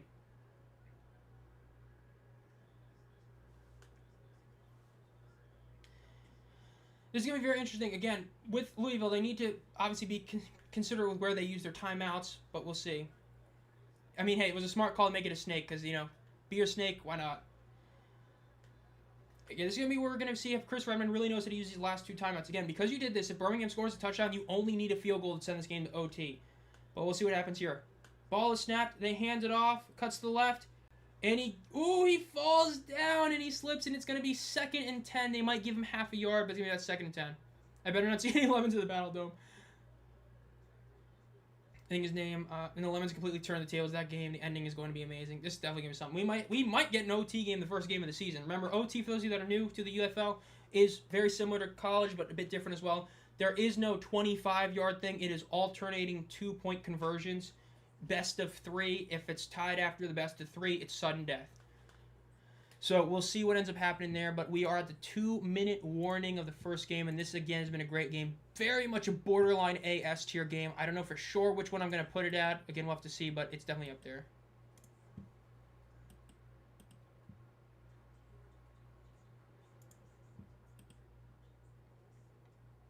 Looking at anything else going up here? No, okay. Up there. That's the wrong thing I needed right there. Properties. Okay, good. Okay, still not out yet. Okay, there we go. Showing stuff that we don't care about. I'm just watching on Fox, yeah. Each team gets 3. Louisville has already used 1. Birmingham is 2. Neither team has used their Super Challenge yet, so that's definitely something you got to be on the lookout for. Neither team has used it, so we'll see if we end up getting it, but yeah. Battlehawks potentially leaving the Dome, going to the Battle Dome. I doubt that happens. If St. Louis still averages around 30K, they're not going to move out of the Battle Dome. I just don't see that happening, especially because that is such, like, it is ingrained in that team's culture. I cannot see them doing that. Even if Rapoli wants it to look better, it still looks great on TV because it's like the whole bottom is filled and you have a lot of the second area. I don't see that happening unless they just really fall on attendance, which if they do, that'd be wild, but I just don't see that happening. You know. Beats. Good old Arby's. Another UFL ad. They also spend money on a new field. Yeah, I mean, I forgot that like they do just have it as well. It would appear that Corral and AJ are not him. Yeah, there's definitely been some question, but yeah. 2 minutes left. I mean, we really could. Down distance to yard line. We're about to see in a second. I believe it was like 2nd and 9. They might have given him a yard, but it's like 2nd and 9 at about like the 11-yard line. At the bottom of my preseason power ranking, but there's an almost guarantee that's not gonna be after week 1. Yeah, definitely. I can't expect me to keep them that low either. Let's see. So yeah, they did not give him the full yard. It is 2nd and 10 with 2 minutes left. Again, Birmingham has 3 timeouts. Louisville has 2 timeouts. They are currently at the 14-yard line. Ball is snapped. They fake the handoff. Corral throws it. It is caught for a touchdown. Birmingham scores the touchdown. It is going to be 15-13. Justin Ross with the touchdown. Thank you, Mac. Thank you for that. Again, this is why you kick that field goal on the last drive. Because Birmingham, in theory, is going to go for the extra point, the 1 extra point. And if they make it, because that is an if, it is only a 3-point game, meaning you only need a field goal to send this game to overtime. Dude, if he misses the extra point, oh my god. If he missed the extra point, we might actually see him, like, legitimately be told on the sideline, you're cut, very similar to, like, when Patrick Wall went to the owner and GM and said, I'm never playing for you again, and, you know, basically got canned there, but yeah.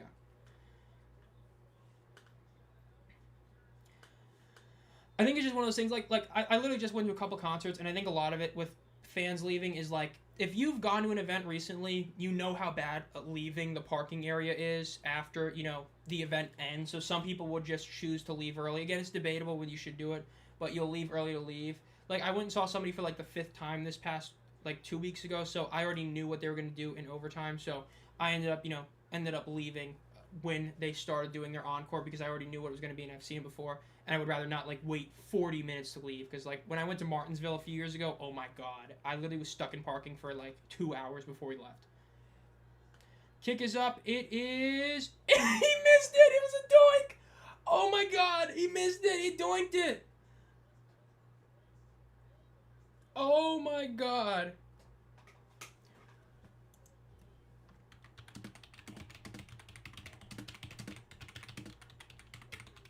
Oh my goodness. It is a 2-point game. He is not making the roster next week. He is getting cut this weekend. That is insane. Oh my god. Get ready to learn Chinese. He will never... Yeah, I doubt it. That is... That... You don't... It's a 33-yard kick. It is a 33-yard field goal. A 33. To put that in perspective, old man Nick Folk is like in his... I think he's literally just turned 40 or something. I don't think he's even missed an under 40-yard field goal in like 4 years. That is insane. They missed 2 and a block. This is... Man. This is a game. You might as well go for 2. Hey. I'm just going to say it. I think if this was a Shannon Harris or Anthony Beck coaching, even a Kevin Sumlin, I think they go for 2 because of the lack of trust in the kicker. But yeah. Kings might be up. We'll see. Defense blitz. He might chance either field goal or touchdown. This is a borderline S tier game. I might put this in S tier. We'll have to see the other games. This might be it because this is a game. That boy better get ready. Yeah, this is the. He doinked an extra point. I mean, you cannot make this up. That's just, oh my god.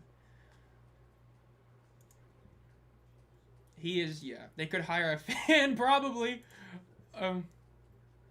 Oh, this is an A tier game no matter how it ends. It's fighting for an S tier in my tier list. Because if it's an S tier, it's only the 3rd game I've ever put at S tier for this tier list. But yeah.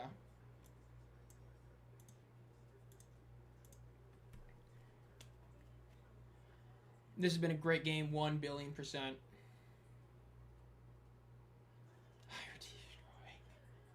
I know I did not just see that. Nope. Will Birmingham have a new kicker next week? Is Chris Blewett available? Is Luis Aguilar available? Is Hot Rod willing to come out and play for you? Hell, is Josh Carty available for you? At this point, you might as well go pick up Josh Carty, the guy that Mevis replaced. Oh, yeah, the kicker's going to make us lose. Oh, yeah. That is insane. That is, I mean, again, block kick. It's not always on the kicker. It's not always on the O-line. That is 5 points that is left on the table from kicking. I do not bet. I just do my game picks. In my game picks, I did pick the under. I did pick the under for this one. That is almost guaranteed to hit. And like I said, if Louisville scores a touchdown and kicks the extra point, I would be 1 point off perfectly predicting the score of this game. If they scored a touchdown and get the extra point. The return is up to the 20, the 25, the 30, the 35, the 40. He cuts inside. The 45, the 50. They are at the 50-yard line with 1 minute and 47 seconds left. 1 minute 47 seconds left, and he is at the 50-yard line. Oh my goodness. That is insane. Again, both teams still have their super challenge. Almost every game we saw at least one of them happen last year.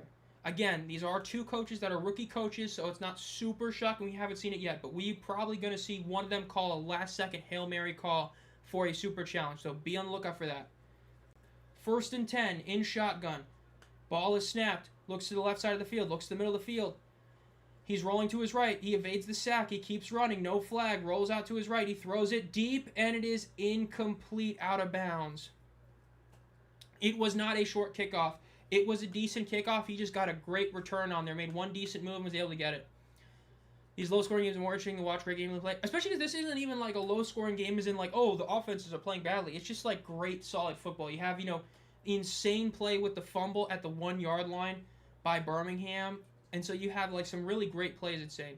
The Super Challenge is a challenge that literally does anything. You can challenge any penalty that was or was not called. You can literally use it to challenge that a false start happened on the play. Anything you can do, you can use it on.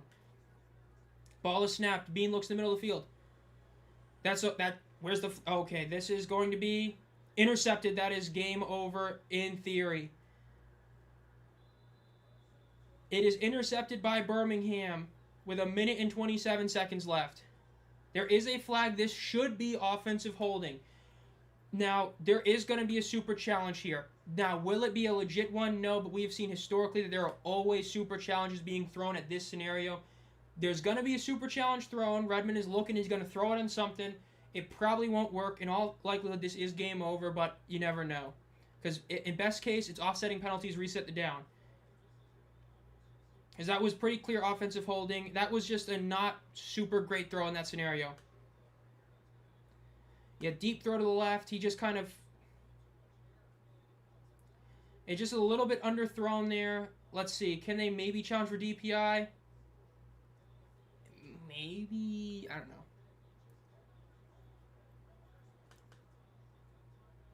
Yeah, they were at the 50, and again, it's like... I know it hasn't been working great all night, but you're at the 50. You don't need that many yards. I'm very shocked at the play calling to just go deep both times, especially with that much time left in the game. Very questionable calling there. You should have at least ran it on first down or like one of those times, but yeah. And I understand that there technically is enough time to where you can use 2 timeouts, but I would have gone for it and thrown the challenge flag and challenged for DPI, even though you probably wouldn't get it. I mean, there's still technically time, but we'll see. And immediately they get like a 7-yard rush, which is pretty sad. You knew they were going to run the ball, and you let them get that. Not what you want to see. Jay Bean is Jason Bean, the quarterback of the Louisville Kings. What a terrible ending. Honestly, yes. That is not the way you wanted this type of game to end because it's been so good, but yeah. I mean, it's not technically game over, but Louisville's going to get the ball at like, 20-ish seconds left, so he's going to have to either have a great return by his punt returner, or it's going to be like a forced fumble, which maybe happens, but yeah. Just like the show it's for his own game, yeah. Definitely a rough one right there. Again, 2nd and 3 for Birmingham. Especially because you knew they were going to run that ball. It was definitely a bit shocking they were able to let them get 7 yards right there. But let's see. I wouldn't be shocked if AJ throws this. AJ, I'm not shocked that he calls this a run, or technically Tyler Siskey. I wouldn't be shocked if they do a run here. I mean, a throw here, and they should run it. I wouldn't be stunned if they throw it. Oh, they do hand it off, and there's a bit of miscommunication, it looks like, and it ends up being about a 2-yard loss. So second timeout is going to be called here by Louisville. Now, this is where if you're Tyler Siskey, it gets obviously a bit debatable. If you throw it, get the first down, it's a guaranteed game over, but if you throw it and you miss it, you're going to give him a minute left. Like I said, in these scenarios, it's usually... You're in a low-scoring game. Trust your defense. Do you trust your punter? You should. Colby Wadman has been in the league. He's been on your team since literally 2022. This is his 5th year on the team. I believe he was literally there since 2022. Run the ball. Do not care about getting a first down. You run this ball, you eliminate a ton of clock, and you punt it. You have a punter that's been on your team for years. But we'll see. I mean, they do need the ball in the UFL, but they don't have enough time to actually kneel it unless they get the first down. If they get the first down, they're going to kneel it, but if they don't, they're going to have to punt it. Kings can't get a stop on 3rd down. We'll see. Naked bootleg.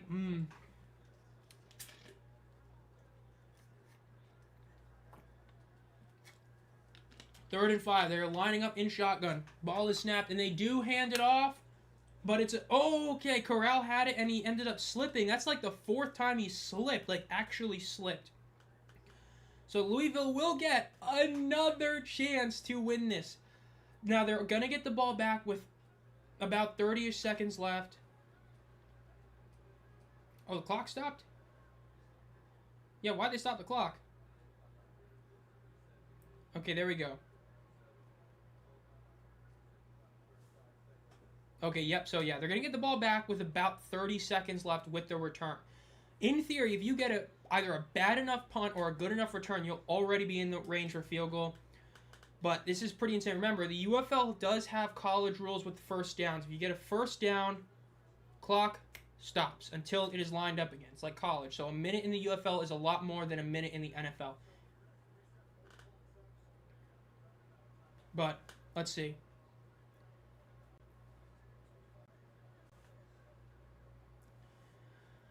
Punt return for a touchdown. Oh my god, that'd be insane. 4-point field goal would be... If they have to win in a 4-point field goal, even though it's a 2-point game, that'd be awesome. But we'll see.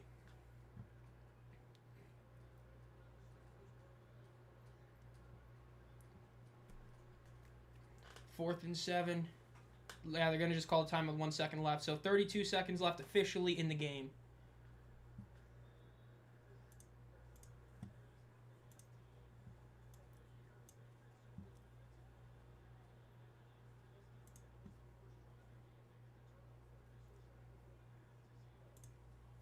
That was an insane play, that fumble run right there. Still wild that he missed that one.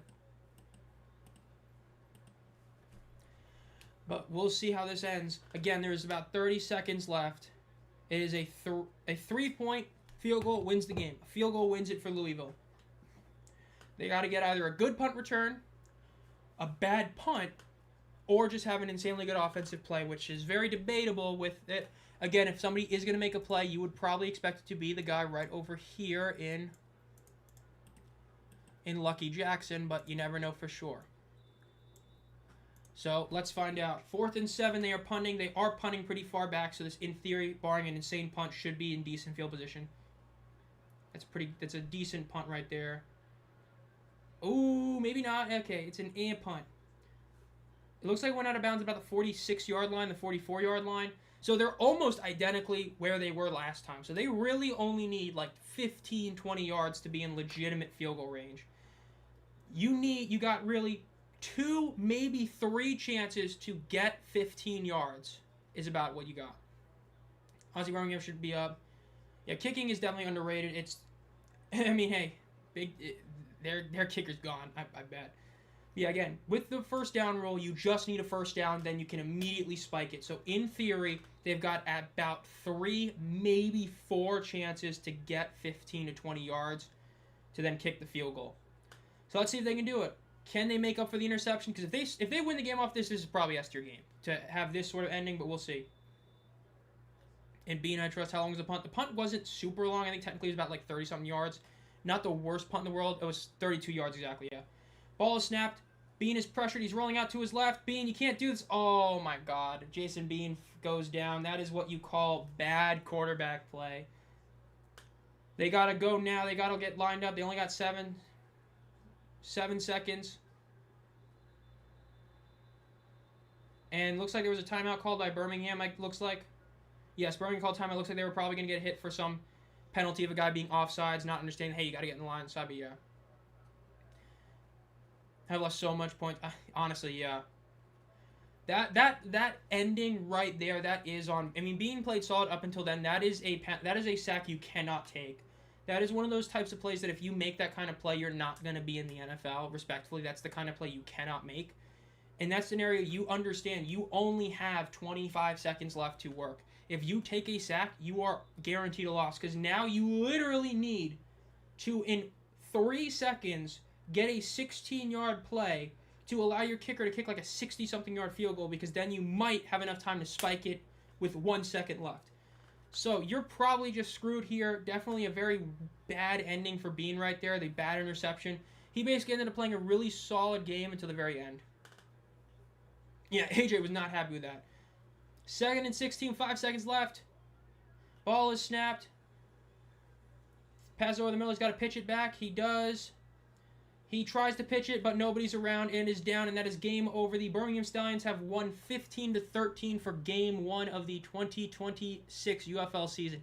It was a great game. I'm going to probably put this in A tier, but the ending definitely was the most disappointing part of the game. Jason Bean ended up having a really solid game just to end with a very, very sort of dud performance at the end. With those bad throws at the end. Really the bad throw, and then obviously the bad decision-making at the very end. So I agree. I do not trust him fully.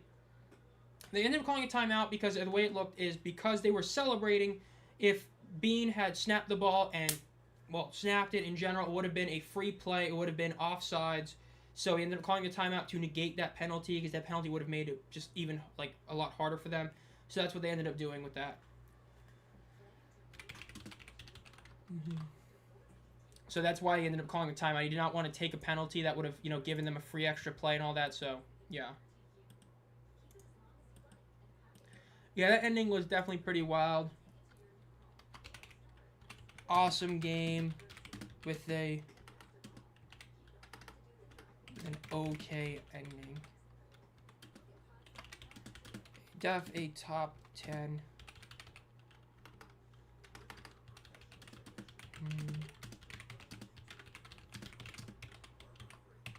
XFL and UFL. Great game, Birmingham. Yeah, I mean, that was a really great game. It's just a matter that the ending is definitely like,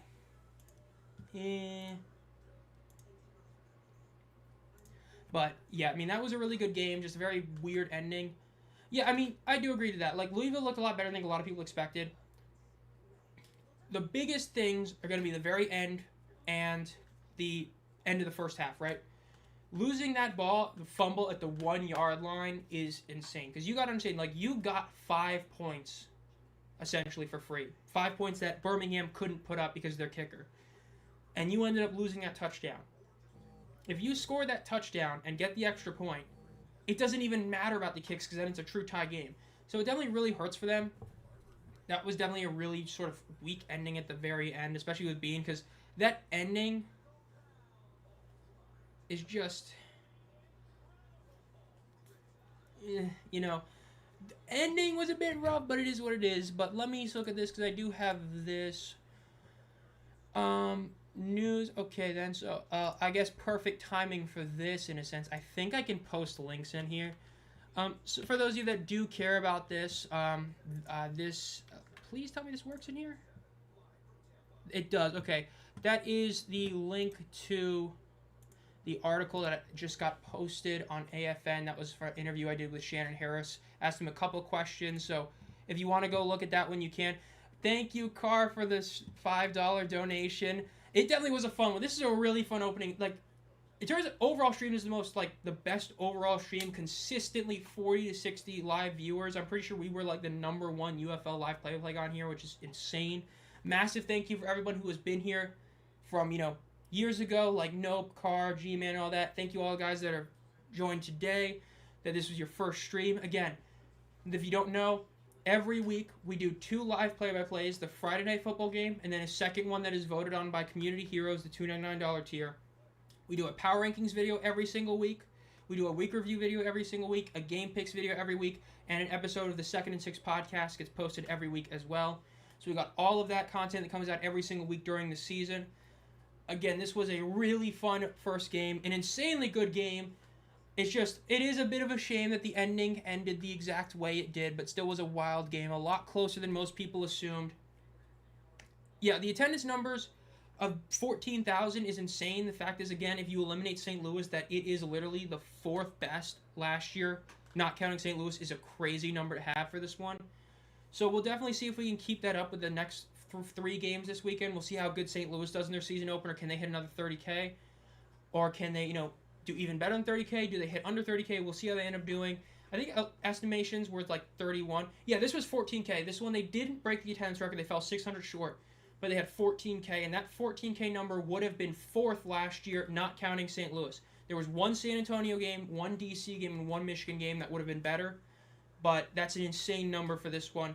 Hopefully they can at least stay above 10K again. Like, the one worry I have is because these home openers that they're going to fall off quickly. If they can stay above 10K, it's a massive success. To put it in perspective, the Memphis Showboats across the entire season last year, all 5 games combined, which, remember, this is the Showboats, they had just under 20,000. This game alone damn near had, like, that much. I mean, it's insane. Insane number for this team and for this game, which you love to see. It did look really nice on TV. This was definitely a great game. Remember, I just have that article that I just posted. I'll also be posting on Twitter if you don't, or if you want to. I'll get them on Twitter. I'm technically on Instagram, Facebook, not as much. Again, I just posted that article, that me talking to Defenders head coach Shannon Harris, asking him a couple questions and all that. And remember, tomorrow, 11:45 a.m. EST, 15 minutes before the DC St. Louis game, I will be live as well, doing a live play for that game. Just that one. I'm not doing it for the other game as well, just for that game, but I'm doing another live play-by-play tomorrow for that DC St. Louis game. So make sure you're around for that one if you enjoyed this one. Like I said, if you did enjoy this and you're new here, make sure to subscribe to the channel, like the stream as well. Think about becoming a community member. You get access to the team emojis and all that, and other benefits. And this was a great start to the season.